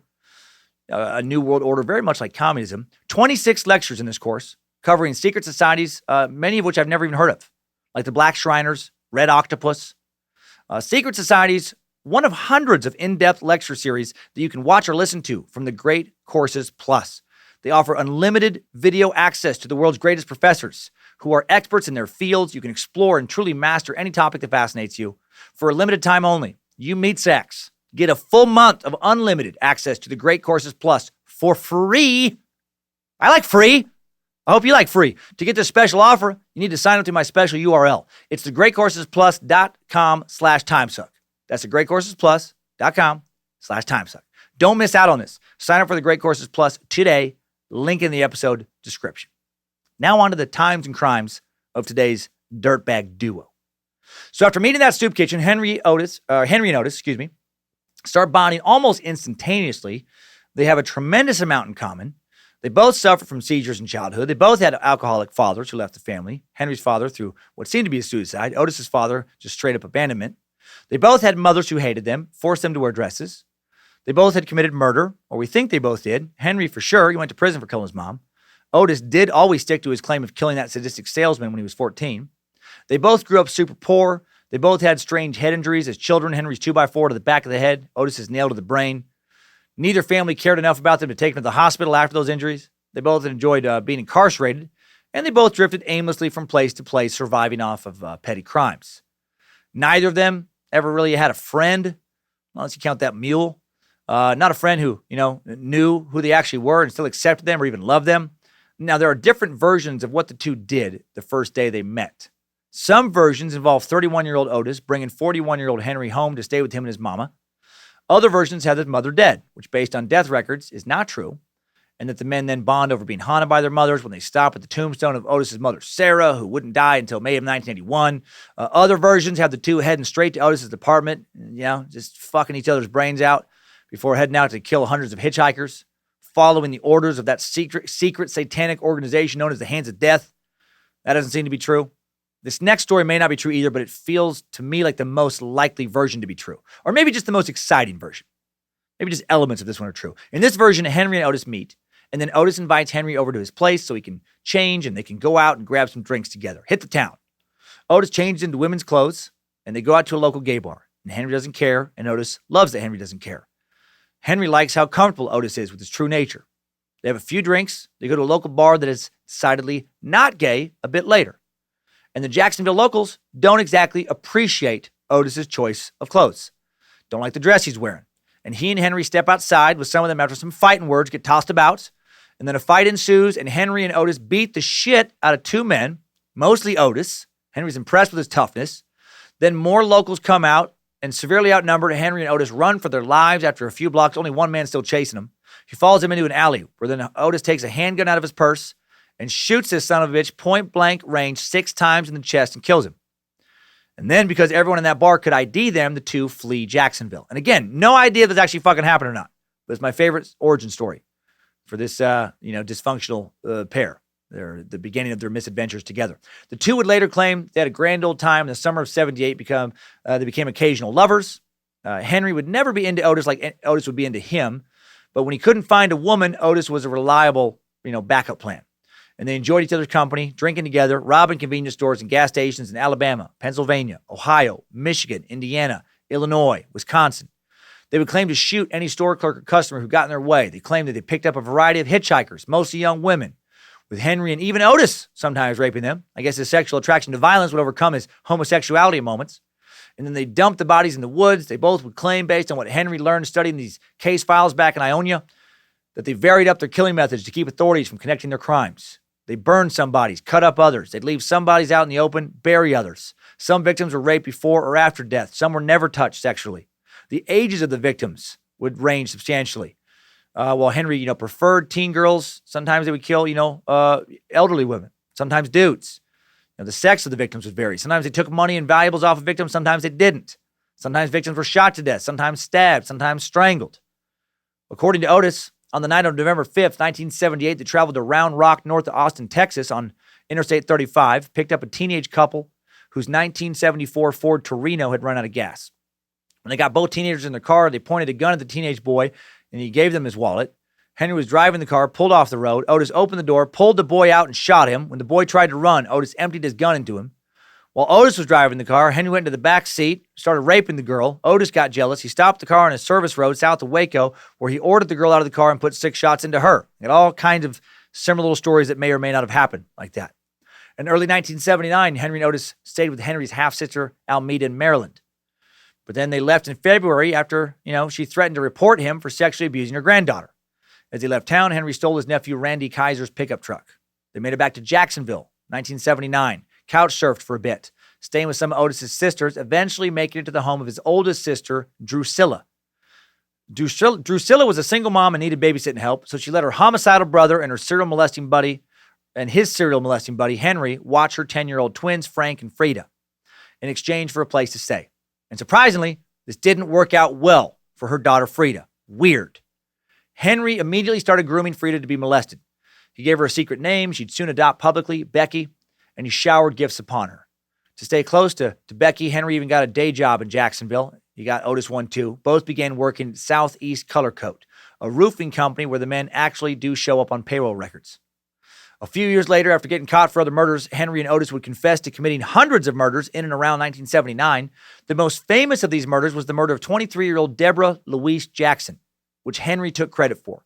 She died on either October 30th or October 31st, 1979. Deborah was just recently positively identified thanks to DNA advancements, just last month, all these years later. Prior to August of 2019, she was known only as Orange Socks. The name given because, when her body was found, as I said earlier, she just had a pair of orange socks on. And again, this is that victim I said at the beginning of today's Suck that Henry Lee Lucas would be sentenced to death for. And it's the execution sentence former Texas Governor George W. Bush would repeal.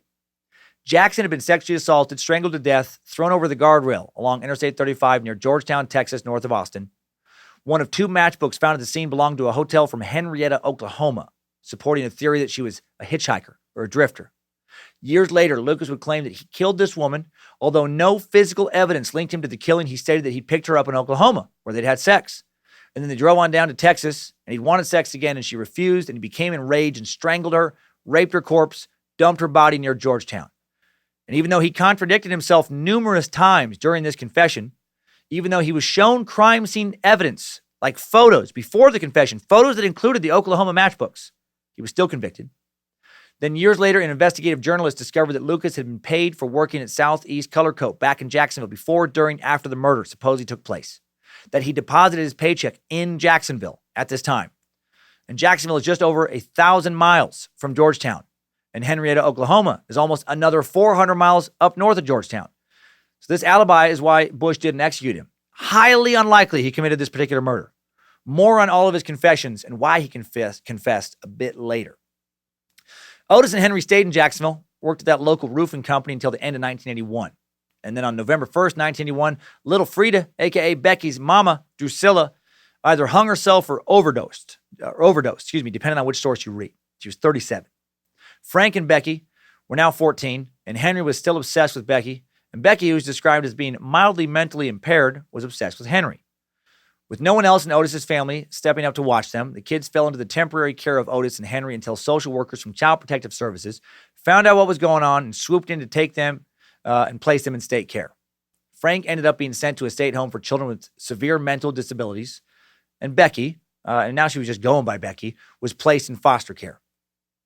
Sometime in early 1982, again, depending on the source, Becky either ran away from foster care or Henry came and picked her up. And she, Otis, and Henry headed off towards Texas with her. And we know the three of them were together. Becky would have now been either 14 or 15. She turned 15 on February 27, 1967. And if now 45-year-old Henry Lee Lucas wasn't having sex with her before, he was now. He probably was before. And Otis didn't have a problem with this, other than, he was jealous that Henry wasn't with him because he had no personal understanding of what was a sexually acceptable relationship, thanks to his combination of a terribly dysfunctional childhood and a low IQ. 6 days after taking off with Becky, Henry and Otis would claim to have raped and killed another victim on I-20 between Abilene, Texas, and Colorado City, Colorado. In Scottsdale, they said they dumped this woman's head in the desert, and then after that, Otis went back to Florida alone and would never see his niece Becky alive again. Why did Otis leave? Once again, conflicting stories from conflicting sources. There are essentially two main versions of why this happened. In version number one, Otis gets sick. His liver acts up, and his skin suddenly looks very jaundiced, and he grows increasingly sluggish and starts to vomit every time he tries to eat. He'd been drinking hard since he was a little kid, and his body was just, getting real beat up. And he would eventually die in prison from cirrhosis. So we do know he did have liver problems. And according to this version, he decides to head back to Jacksonville, where he has relatives, and he wants to check into a hospital there. Maybe he can get some help, post-hospital treatment from those relatives. And Henry and Becky don't want to return to Jacksonville because Becky's a minor still, and the state's going to put her back in foster care, and Henry doesn't want that because, if she's put in state custody, how is he supposed to keep molesting her? In version number 2, Otis is disgusted with Henry's relationship with his young niece. But again, not because Henry's a pedophile. He's bothered because he's jealous. He loves Henry, wants Henry only to fuck him. In this version, he and Otis do fuck up sometimes, or do fuck sometimes. They hook up sometimes, here and there behind Becky's back. And she catches him in the act, and she tells Henry it's either her or Otis. And Henry says he wants to wait until they make it to the western Texas state line before choosing who he's going to continue to be with. Then he chooses Becky. How fucked up is this entire arrangement? Like, what a dark, romantic tryst. Are you going to stay with the guy who you supposedly kidnap people and kill him with? Or are you going to keep fucking that guy's underage niece? My God. Behind door number 2, we have his niece. After Henry makes his choice, he chooses Becky. Henry and Becky continue their journey alone, or just the two of them, and they go on to Beaumont. One night, while they're hitchhiking on the I-10 State Route 79, an antique dealer named Jack Smart from the small Southern California Riverside County desert city of Hemet picks him up and even gives him an apartment to live in. In return for living in this apartment, Henry's given odd jobs to do in Jack's shop and home. By now, Becky is presenting herself as the wife of Henry. And when Jack's 80-year-old, nearly blind mother, Kate Rich, needs someone to look after her, Henry and Becky are asked by Jack to do that. And I have no idea why these people were not very bothered by Henry and Becky's age difference. Maybe these other people were also kid fuckers. Henry and Becky impressed Jack and his family with their hard work, and in May of 1982, they take a Greyhound bus to Ringgold in Montague County in Texas to care for Kate. Ringgold is a little unincorporated community of no more than 100 people in north central Texas, located right off the Texas-Oklahoma border. Mostly dirt roads and beat-up old homes with the occasional nice home of a local cattle baron sprinkled in. Very Wild West looking. You can picture the James Younger gang riding through an area like this, back in the day. High desert and sagebrush, cattle and coyotes.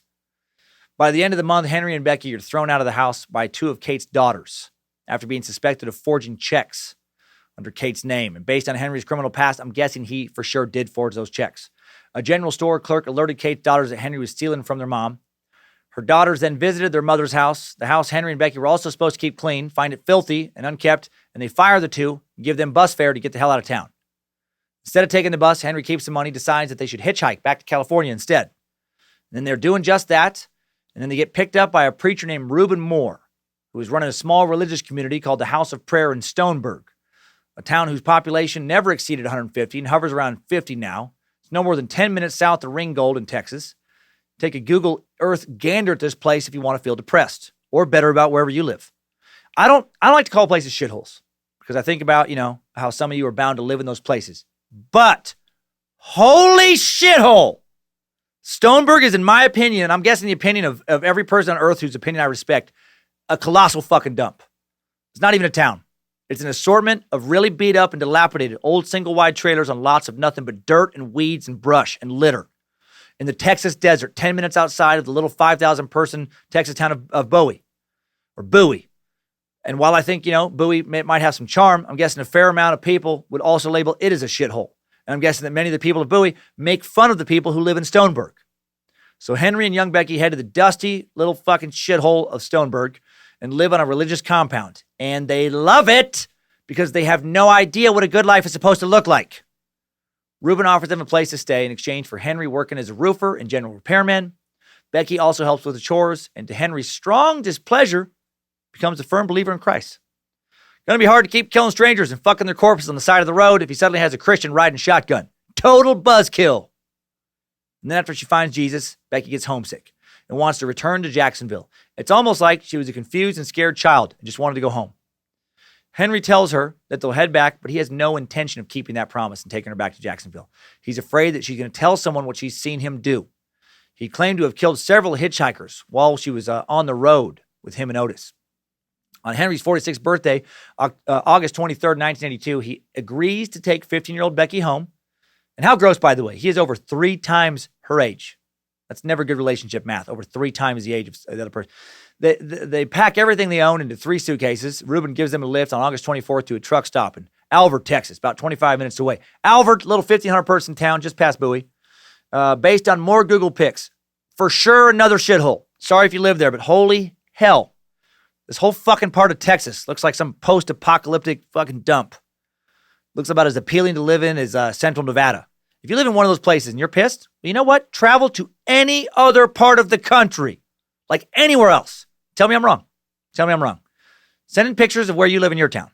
And then send in pictures of, like, I don't know, any place in Idaho, Montana, or basically any other state. And see which one looks better. You have one life. Do not waste it in Alfred, Texas. Save your money, get the fuck out. If someone told me you have two choices, you can either kill yourself and go to hell, or you can live in Alfred, Texas, I'd be like, I thought you said I had two choices. That's the same thing, just presented in two different ways. I know that's brutal, but I've been to a lot of towns. I've been to every state in the country. And some of them don't need to exist anymore, right? Can we be honest about that? Some people are like, oh, we got to fight for our town, or not. Or you can just let it go, move to a better place. Not every place that some idiots decided to settle down in at one point needs to keep being a town. Anyway, after getting dropped off, Becky and Henry got two rides that took them to Denton, Texas, and then they waited on an access road to the interstate, but no one picked them up.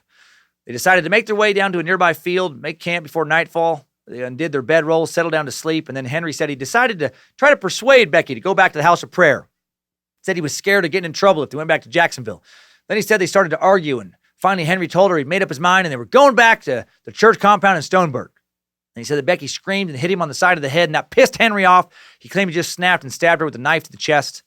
And then he said she just sat there stunned for a few seconds, then fell over dead. He said that at first he was shocked that he killed Becky, and then he really loved her.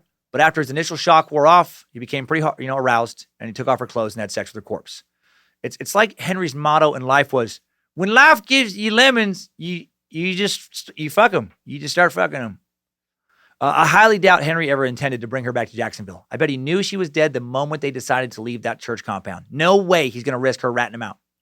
After he kills her and cuts her up into tiny pieces and stuffs her remains into 3 pillows, he leaves and scatters on the field. He claims that after he killed Becky, he started hearing her voice in his head, just like he used to hear his mother's voice after he killed her. And just like with his mother, Becky's voice taunts him and harasses him. It's getting crowded in that crazy old head of his. After scattering Becky's remains around, he washes up as best he can, hitchhikes back to the house of prayer, tells Reuben that Becky had just taken off with the truck driver and left him. And man, he's so sad about it. Reuben believed him enough to offer him time and space to recover from his loss. A few weeks later, while he's all recovered now, nearly blind octogenarian, Kate Rich, that 80-year-old lady Henry had forged checks to steal from, contacts Henry. Always thinking it was Henry who was the one who had done the stealing, she had stayed in contact with Becky, who she liked, when her daughters had kicked the two of them out of her house, but she hadn't heard from Becky in a few weeks. Wanted to know where Becky was. Henry told her she'd left him and that they'd split, and she had more questions. She didn't believe him. She was a little more interrogative than old Reuben was. Finally, he agrees to drive Kate to church, one Sunday mid-September to kind of reassure her, talk to her more about Becky's disappearance. He takes Reuben's car to pick her up, and then instead of driving her to church, he drives her off the highway, down an old dirt road, far away from prying eyes, and then he took out a butcher's knife that he brought just for this occasion and plunged it straight into her chest. He pulled her body out of the car before she bled all over the place, then cut her up, stuffed her remains into a big drainage pipe running underneath the road.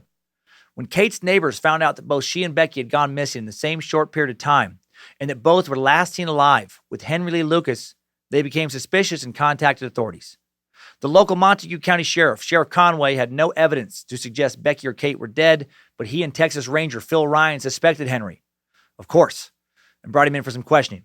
Henry denied all knowledge of having anything to do with the disappearance of either woman, and he was released after he passed a polygraph test. And then the first thing Henry did when he was released from interrogation was to go back to the drain where he stuffed Kate's remains, threw them in a bag, brought them back to the House of Prayer compound where they had an incinerator, and he reduced what was left of Kate Rich to ashes. And then he took off for Mexico. At least that's what he said. One time, that's what he said. Maybe he took off towards Blacksburg. Maybe he stayed close by in Texas. According to Henry, wherever he went, he was killing and robbing again.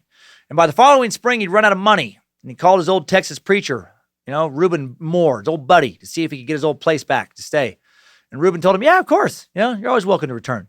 What Reuben didn't tell him was that he had no intention of helping Henry again, and that he'd been talking to the police, and the police were looking for Henry, still suspecting him for the murders of Kate Rich and Frida Becky Powell. By this time, Reuben himself suspected Henry of their deaths and wanted to see Henry get put behind bars before he hurt anyone else. Now, before we go further, what about Otis? Where's old Toole time? Where's he been? After leaving Henry Lee and Becky somewhere in Texas in early 1982, Otis had a really rough trip back to Jacksonville. He started crashing into abandoned homes again, and on 3 separate occasions, he stepped on the rotten wood of an old porch, fell through, and sunk a nail into his head, and didn't go to a doctor any time. Ouch! One of those nails penetrated his skull directly between his eyes, and it sunk a good 6 inches into his brain. And then he pulled it back at himself with a pair of pliers and then jerked off and did some fire as he burned down the house. Of course, I'm kidding. His story is naturally insane. We don't need to spice it up with 3 more nails to the head wounds. The only thing he talked about regarding heading back to Jacksonville was nearly being eaten alive one night by some hombre Sino ants just outside of Austin. He got drunk, passed out in the backyard of a vacant house, and when he woke up, thousands of those little deadly bastards were carrying his body back to their mound to feed their queen. Queen hombre Asino ants are fucking terrifying. While the soldier ant has 3-inch mandibles, the queen has mandibles up to 2 feet long, and their body can weigh anywhere from 250 to 400 pounds, and they can be from 6 to 8 feet long. There's ants, and up to 5 feet tall. And if you've been listening to this suck for a while, at least since the Pedro Lopez suck, you know that I'm fucking full of shit right now. Hombre Asino ants only live here in the suck verse. But God, I hope at least one of you just believe, just for a second, maybe for 2 seconds, that there was a queen ant out there roughly the size of a pony. Okay, for real now. Otis headed back to Jacksonville, showed up at his sister's house, where soon after arriving, the police showed up and questioned him about his niece, Frida, her disappearance, or Becky's disappearance. He really didn't know where Henry and Becky had gone, but the police didn't believe him, and his car was impounded, and he was released and then told not to leave town. And then maybe he got some medical treatment for his liver, maybe not. Again, stories differ. And for the next year, the now 35-year-old Otis went back to his old life of crashing in abandoned homes, staying with relatives, couch surfing, setting some homes on fire, probably jerking off and coming into the flames like a complete fucking psychopath. In April of 1983, Otis was brought in on an arson charge for torching up one of the homes he stayed in. He'd end up getting a 20-year prison sentence just for that crime. After being taken into custody and investigated for other Jacksonville arsons, he ended up confessing to another fire where a man died, where a man was burned to death inside the home, and it was intentional. On January 4th, 1982, Toole had barricaded 64-year-old George Sonnenberg in a boarding house where he was living in Jacksonville and set it on fire.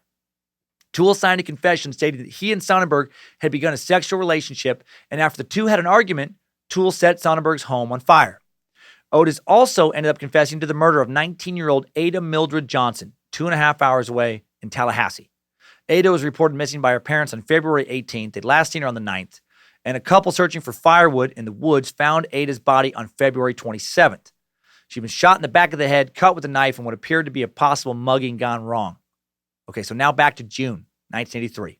While Toole is awaiting trial for a double homicide and arson, Henry shows back up at Reuben's compound on the 14th.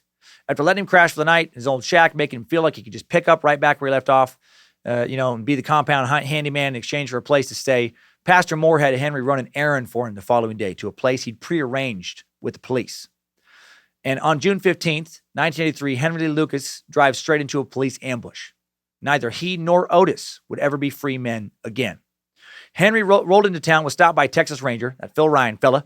Under the guise of a routine traffic stop, Ryan and local police knew they didn't have enough evidence to arrest him for the murder of Kate Ridge. They weren't even sure Becky was dead, but they figured pulling him over would lead to something they could put him behind bars for, and they were right. An inspection of the inside of his vehicle revealed an unregistered handgun. As a felon, it was illegal for Henry to possess such a weapon. And then Ranger Ryan and the police may have overlooked a few of Lucas's basic human rights when they interrogated him. They did not give him a state-appointed attorney like he asked for. They grilled him about Kate's disappearance for hours, refusing to give him water, food, or cigarettes. They stripped him down to his underwear, threw him in a cold cell, refused to give him his clothes back when he asked for them. And all of this would almost cost them their case against him.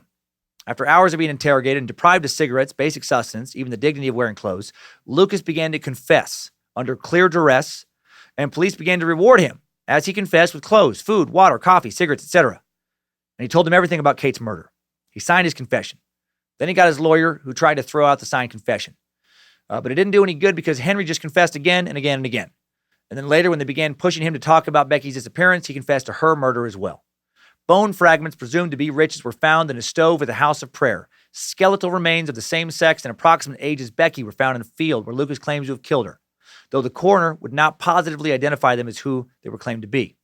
Just days later, Lucas pled guilty to the two murders in court, and then shocked everyone in the court by claiming to have committed over 100 additional murders, saying in court, and I've killed about 100 other women too. And then over the following months, he kept pouring out confessions to hundreds and hundreds of murders. A Lucas task force led by the Texas Rangers was quickly formed to examine the validity of all these claims.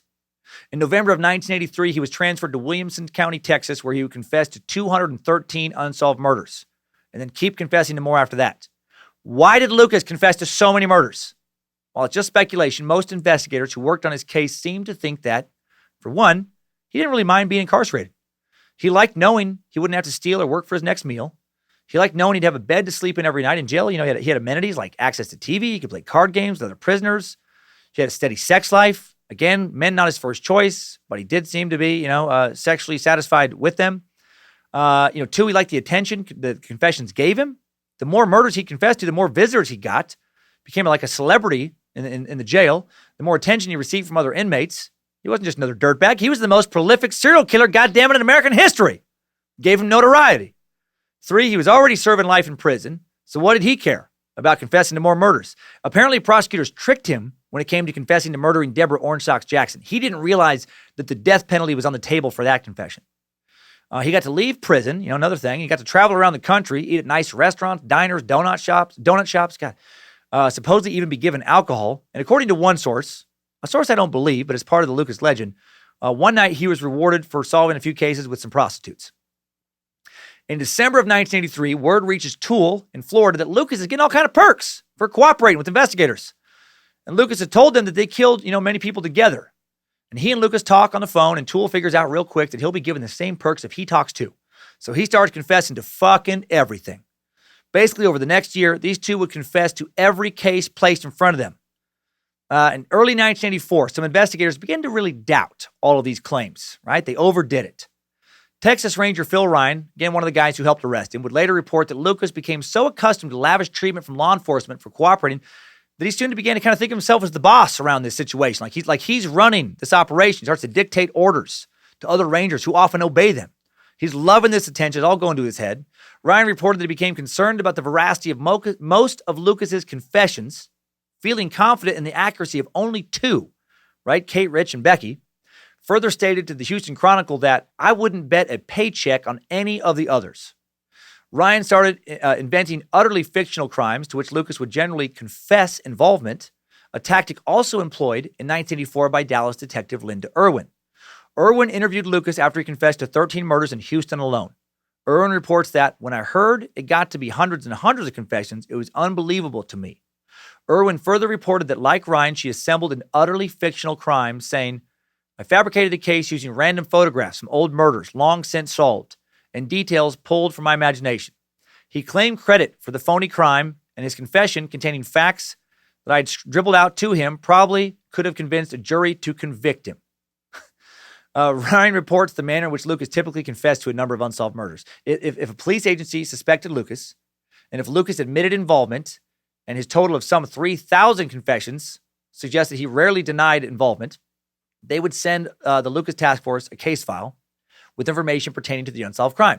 And then Lucas would be questioned at length and sometimes be allowed to read the police reports in advance. So he could learn a number of details previously unknown or known only to the police. And then he would just use those details to weave a confession together. In 1985, and they're doing it, I get their motivation, like they're doing it from just a bureaucratic way of like, we're probably not going to fucking solve these murders. It'll make people happy. Who cares? This guy's already in prison. Let's just fucking get him off the books. Not saying that you should do that, but I get their motivation. Like, they get to look like heroes. They probably got fucking promotions and all kinds of stuff for clearing all these crimes. In 1985, a Dallas newspaper publishes an article about how Henry would have to have driven 11,000 miles in just 1 month to commit the murders he claimed he had committed in that month. The FBI became doubtful about Henry's claims. In an interview with a Houston agent, he was asked if he had helped commit murders in Guyana, as in the Jonestown massacre murders. And Henry said, oh, hell yeah, sure I did. And then he said he couldn't remember if Guyana was in Louisiana or Texas. Guyana, of course, is thousands of miles away, Central America, where cult leader and suck subject Jim Jones persuaded hundreds of his followers to commit suicide, right, at the Jonestown settlement. At one point, Otis and Henry would complain that, or would confess that they actually supplied Jim Jones with the poison he used. They just fucking anything at all. They would just say, yeah, uh-huh. More journalists started to dig into the various claims of Lucas. And they found, records of Henry's employment, credit card receipts, other evidence that would establish that most of his confessions were bullshit. He couldn't have been in the place that he said he was. Investigators quickly came to the same conclusions about Ottis Toole. The two of them didn't help themselves by talking to each other on the phone more and more, coming up with more outrageous lies together, like that secret satanic society called the Hands of Death, recruiting them, ordering them to kill on their behalf. They claimed that other serial killers were part of the Hands of Death, like Ted Bundy. Ted Bundy was a member of this group. Then they claimed that they killed a lot of the victims that Bundy supposedly went to, jail for, or that he killed. They fucking were killing everybody.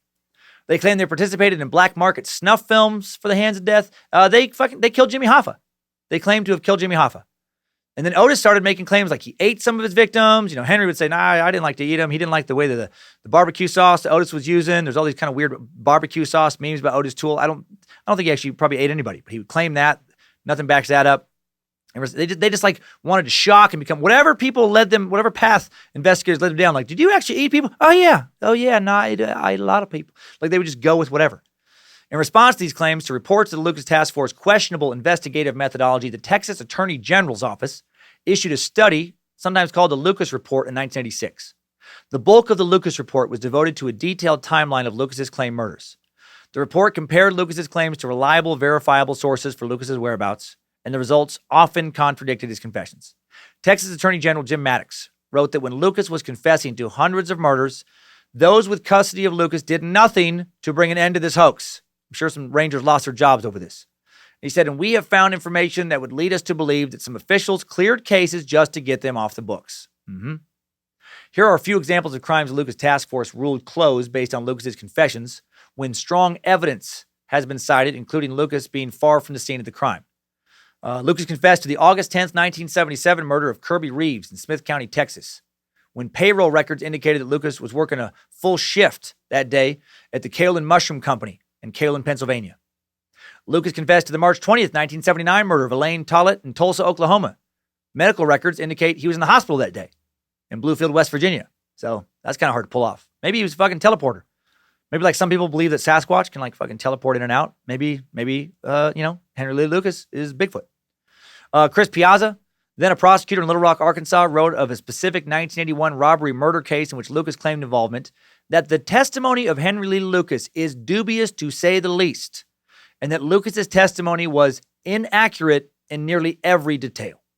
So now, no more field trips, special perks for Toole and Lucas. The dog and pony show is over. On September 15th, 1996, at the age of 49, Ottis Toole would die in his prison cell from liver failure. He was buried in the prison cemetery. No one claimed his body. He ended up being charged with 6 murders, the arson killing, the murder of 19-year-old Ada Mildred Johnson, and 4 others. On March 12th, 2001, at 11 p.m., Lucas was found dead in prison from heart failure. He was 64. He was buried at Captain Joe Bird Cemetery in Huntsville, Texas. As of 2012, Lucas's grave is unmarked due to vandalism and theft. Lucas would end up being convicted of 12 murders, but only 3. His mother, Kate Rich and Becky Powell, seemed definitively tied to him. The other 9 murders he received life or lengthy prison sentences for were Deborah Orange Socks Jackson. We know now he didn't kill her. Linda Phillips, 26-year-old teacher from Kaufman County, Texas, stabbed to death in August 1970. Clemmy E. Curtis, police officer from Cabell County, West Virginia, shot in August of 76. Lily Pearl Darty, 18, raped and shot in Harrison County, Texas, November 77. Diana Bryant, strangled to death in Brownfield, Texas. Glenna Biggers, 66-year-old woman, stabbed with a 14-inch knife, 3-pronged fork in Hale County, Texas, December 82. An unidentified female raped and strangled in Montgomery County, Texas, sometime before March 17th, 1983. And Laura Jean Domez, 16-year-old, beaten and strangled, Montgomery County, Texas, April 13th, 1983. And that all takes us out of this big old whopping Texas tale of a Timesuck timeline. Good job, soldier. You made it back. Barely.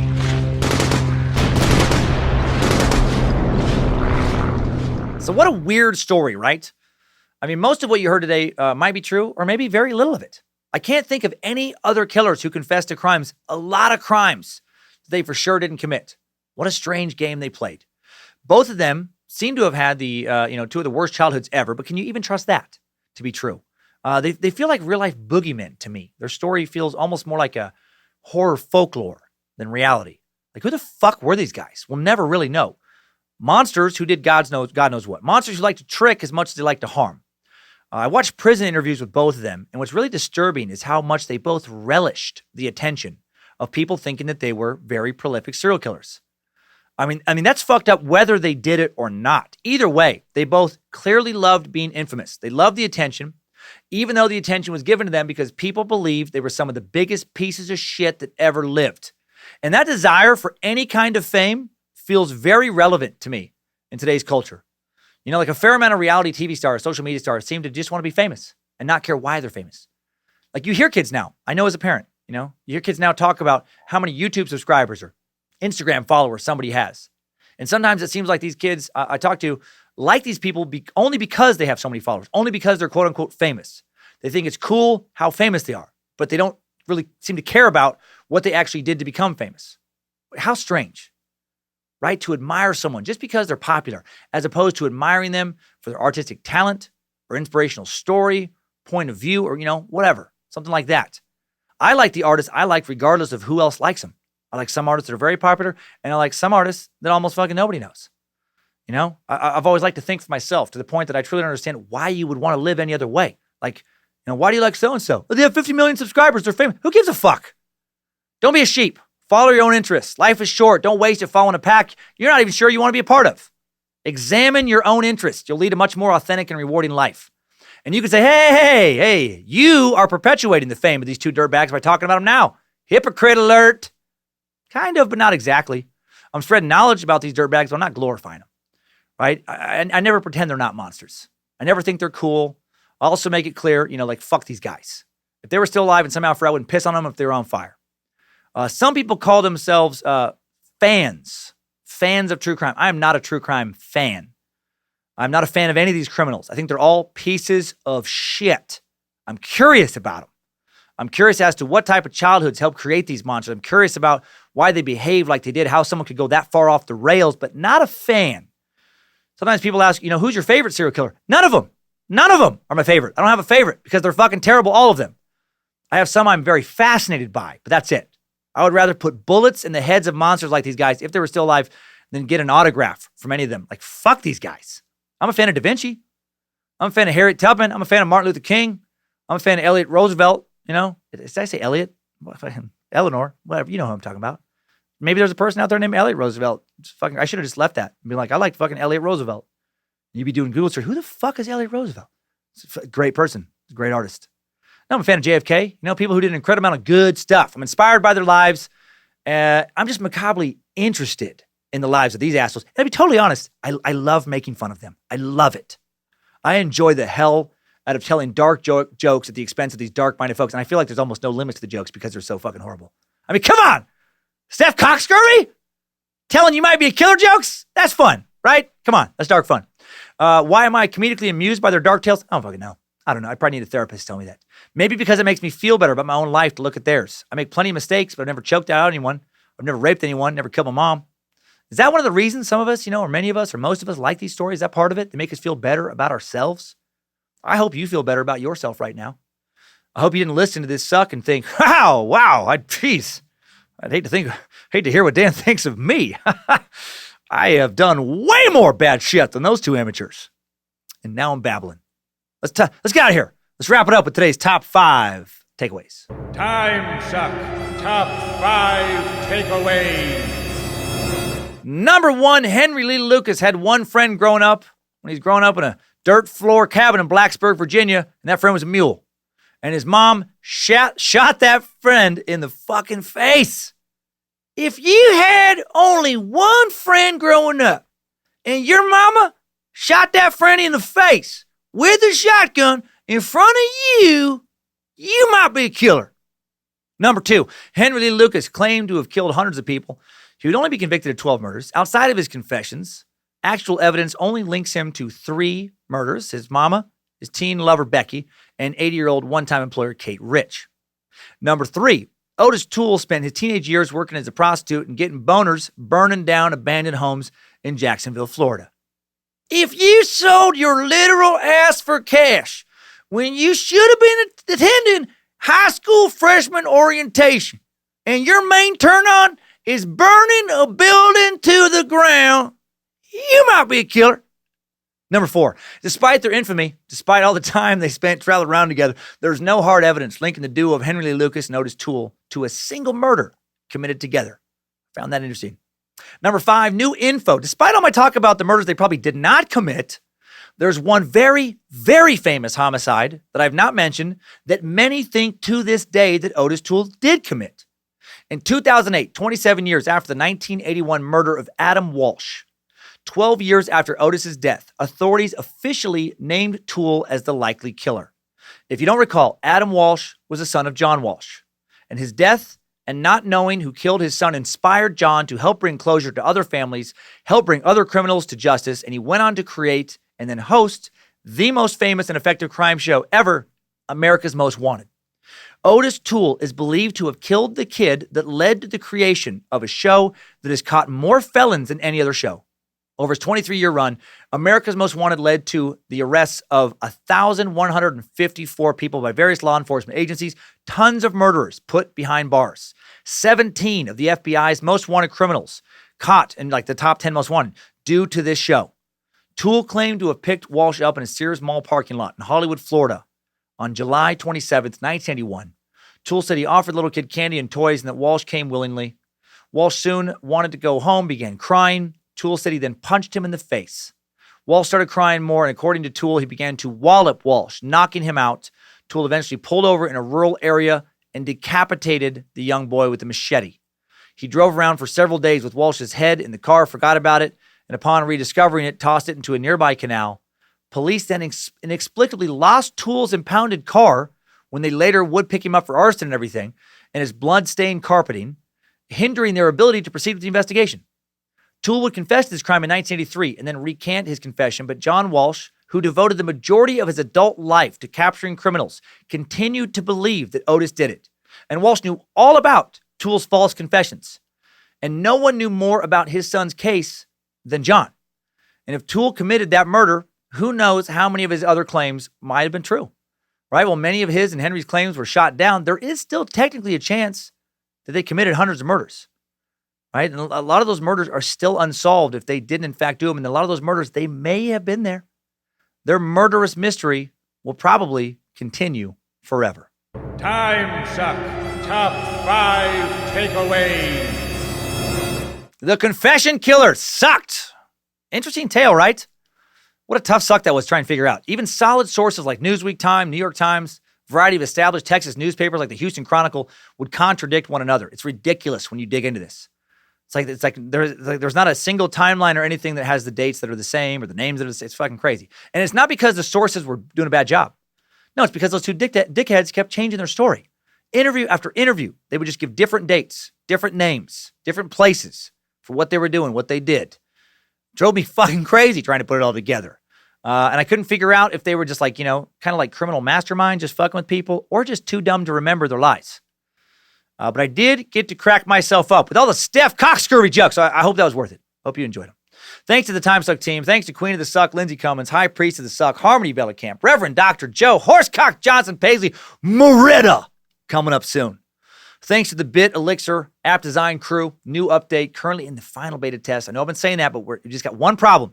There's literally one last problem that we're trying to fix, so that it just really works well and you can enjoy all the bells and whistles without being like, God damn, fuck this thing. Because it's great. Thanks to Access Apparel, script keeper Zach Flannery. Next week, we suck Mormonism. Oh, we suck some Mormons. Can't wait to fucking suck them so hard. Just grab a hold of that Mormon knowledge, put it in my fucking mouth and just fucking wrap my lips around it. We dig into the history of the Church of Latter-day Saints. How did they get to Utah? What do they believe? How did their religion form? Who was Joseph Smith? Who was Brigham Young? What is the FDLS? How does it differentiate between, how do you differentiate between the FDLS and LDS? Who's Warren Jeffs? Why is he in prison right now? It's going to be fascinating. The Mormons have a very fascinating history, fascinating beliefs, and I don't think many non-Mormons know much about them, but we will soon if you listen. Cannot wait. Hail Nimrod. Time now for Time Sucker updates. And again, stick around for that new Moretta track at the very end of the show. Updates? Get your Time Sucker updates. Today's first update is, just cool as shit. I love a variety of perspectives. I'm not religious, but I love hearing from religious suckers. This message comes in from cool-ass Christian sucker, Jacob Good, who is good, who writes, to whom it may suck. I just wanted to say a few things. One, I'm a devout Christian college student, and I'm shocked at how similar some of our experiences are. I was kicked out of my youth group for asking questions and pointing about the hypocrisy in the church as well.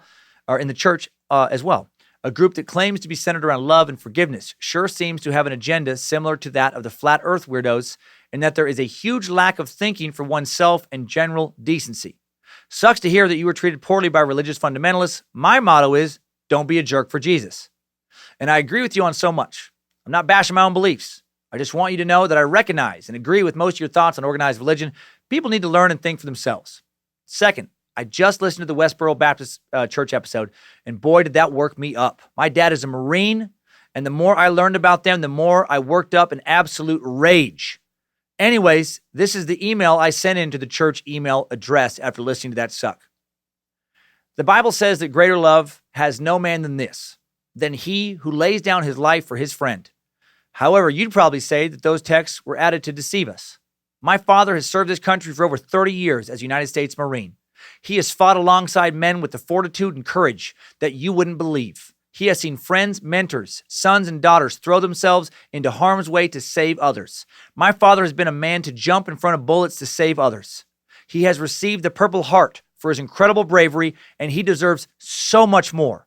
He is the bravest man I know, and the fact that you cower here in America, where you have the privilege of free speech, and you use that privilege to press your oppressive, ignorant, inbred hate speech regarding homosexuals and the armed forces, it is truly abominable. As angry as this makes me, Jesus does love you. Don't ask me how or why, but he does. And I hope and pray you realize you don't reflect the reason he died for us, and you see the hurt that you cause. Also, these single out of context verses you pull from the word of God to fuel your horrible propaganda is deceitful on a level I have never seen. Hate is easy to give. Love is a choice we make. Love makes us human. And he says, anyways, you're welcome. That was fucking beautiful.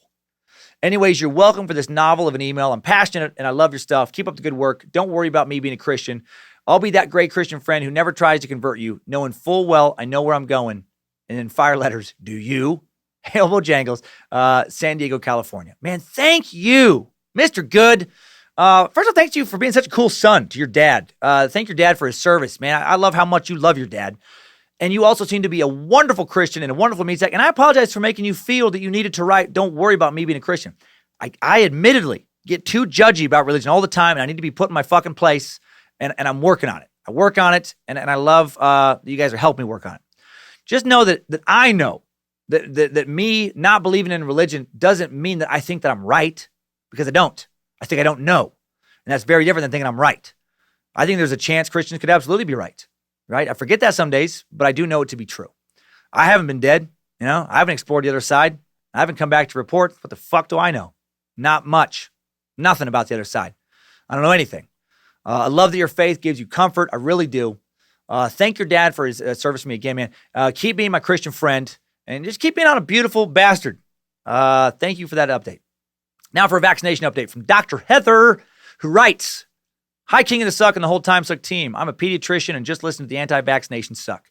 I just want to say bravo. You did an amazing job covering how vaccines work, including some immunology, which is very complex. The history of vaccines and why vaccines are safe and save lives. I appreciate you covering this topic because we need to be more vocal and louder than the anti-vaccination faction so that the truth about vaccines can be heard. Ultimately, parents are concerned about their kids, but sometimes misinformed and misguided. I spend so much time discussing the safety of vaccines on a daily basis. Moving forward, I will just refer my patients to your Timesuck. Patients, i.e. parents. Yeah, thank you. To your Timesuck, and it will save me loads of times. Keep on sucking, Dr. Heather. Well, hail Nimrod, Dr. Heather. And you know what? Be careful. Be careful which patients you share this suck with. I want you to spread the suck, but also maybe not get fired, right? Or lose patience. Let's face it. I say a lot of shit. It's not going to be appreciated by quite a few people. Your email made me very happy. I wish I would have gone further than my bachelor's degree with my education. It makes me feel good to know that some doctors out there don't think I'm a total idiot. Speaking of doctors, fake-ass doctor alert coming in from Timesucker Stephen Creton. Stephen writes, Dear Dr. Reverend Lord of the Suck, Dan Cummins. I'm writing you today because after meeting with a doctor at my job, she handed me her card. I looked at the name and saw a very Polish-looking name. My first thought was, a Polish woman? How did she ever get the intelligence to even go to school? Followed shortly by the thought of, God damn it, Dan. Your Polish bashing has burrowed its way into my mind. Thought you'd like to know what you've done to me. Hail Nimrod, blessed be Bojangles, be gone Lucifina, but come back later, and praise be to the master sucker, future Space Lizard Steven. Thank you, Steven. I like the first part of your email very much, but just regarding the second part, I haven't tricked you. That Polish imposter tricked you, all right? I think it's cute that that woman can dress up like a doctor, but there's no way that she's as good as a man. Listen, we all know that Polish people aren't human. So bottom line, you were tricked, and you need to call the hospital and report that fucking beast before they kill somebody because they can't, tell the difference between a stethoscope and a scalpel, all right? Kidding about part of it, about the woman part. Women are every bit as smart as men. I hope you know that. I hope you know I was kidding about the Polish people as well, listeners, if you're new. Have I said how I actually think that Polish women are among the world's most sexy and beautiful? I do believe that, and I think that's why I feel okay teasing them. Polish women are hot as fuck and super smart and often fierce and strong. Just do not tell Queen of the Suck, Lindsay, I said any of that because we will have it erased from the episode. Awesome snake update coming in from Timesucker Ruben Bates. Ruben writes, hello, oh holy suck master, prophet of Nimrod. My name is Ruben, and I just finished the homeless suck, so I'm a little behind. But anyways, don't know if anybody else mentioned this to you, but some snakes, like the Taiwanese keelback, are both venomous and poisonous. And this is regarding my confusion over the difference between venomous and poisonous. Most snakes are either venomous or non-venomous, but there are exceptions. Just thought you'd like to know. And remember, if it bites you and you die, it's venomous. If you bite it and you die, it's poisonous. If you bite each other and you like it, it's kinky. Ha! I like it. Cracked me up. When I first read that, fucking really cracked me up. I like your little thing at the end there, Ruben. Love the mix of trivia and humor. And finally, a very, very, very cool update coming in from longtime sucker, Jessica Casillas. Jessica, she's been updating us for a while now, for about 2 years now, on the progress of her deported husband, who's been stuck out of the country because of certain immigration laws, and been separated from his family, been working his ass off, trying to get back. They've been terrified that he would just be, gone forever and just, forced to live in a country that he actually never lived in other than when he was a baby, where he doesn't know anything about it, really. Dear Master of the Suck and spouse of the Poopery, Hair Queen of the Suck. Nice little reference to Lindsay there, her Instagram there. Yeah, you can follow Lindsay if you're curious about that Queen of the Suck. I have an update in regard to my husband's immigration process. After 604 days of him being in Mexico, he finally had his appointment for his green card. He got approved. Yeah! He'll be able to finally come home once he receives necessary paperwork, which can take up to 2 weeks. He'll finally be able to set foot on U.S. soil for the first time in his life as a legal immigrant. Fuck yeah. Just want to thank you, the Queen of the Suck, and everyone. You kept us in their prayers, thoughts, and all the Cocker Spaniel sacrifices made to Nimrod to help our cause. I wouldn't have made it through these 20 months without the kindness from the Cult of the Curious and your willingness to cover this subject as well as all the awesome episodes to get me through my days. Thanks for all that you do. Keep on sucking. Master Sucker, you guys are the best. Ah, shit yeah, Jessica. Okay. Aha. Sunday. The Casillas family took on the Department of Immigration and won a victory, not just for them, but for love and family. A nice chance to remind America that our land is a land founded by immigrants. Let's not lose that. The great melting pot stops being spicy and tasty if we don't mix in some of that sweet Mexican salsa.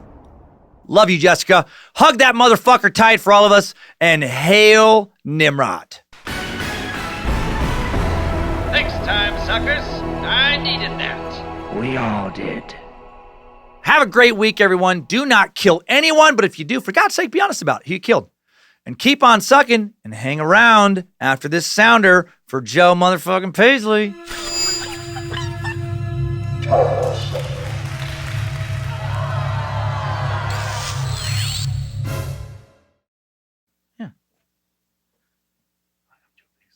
Hi, I'm Joe Paisley with the band Moretta.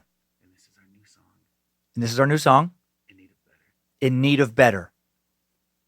Woo! Fucking nailed it. Nailed it.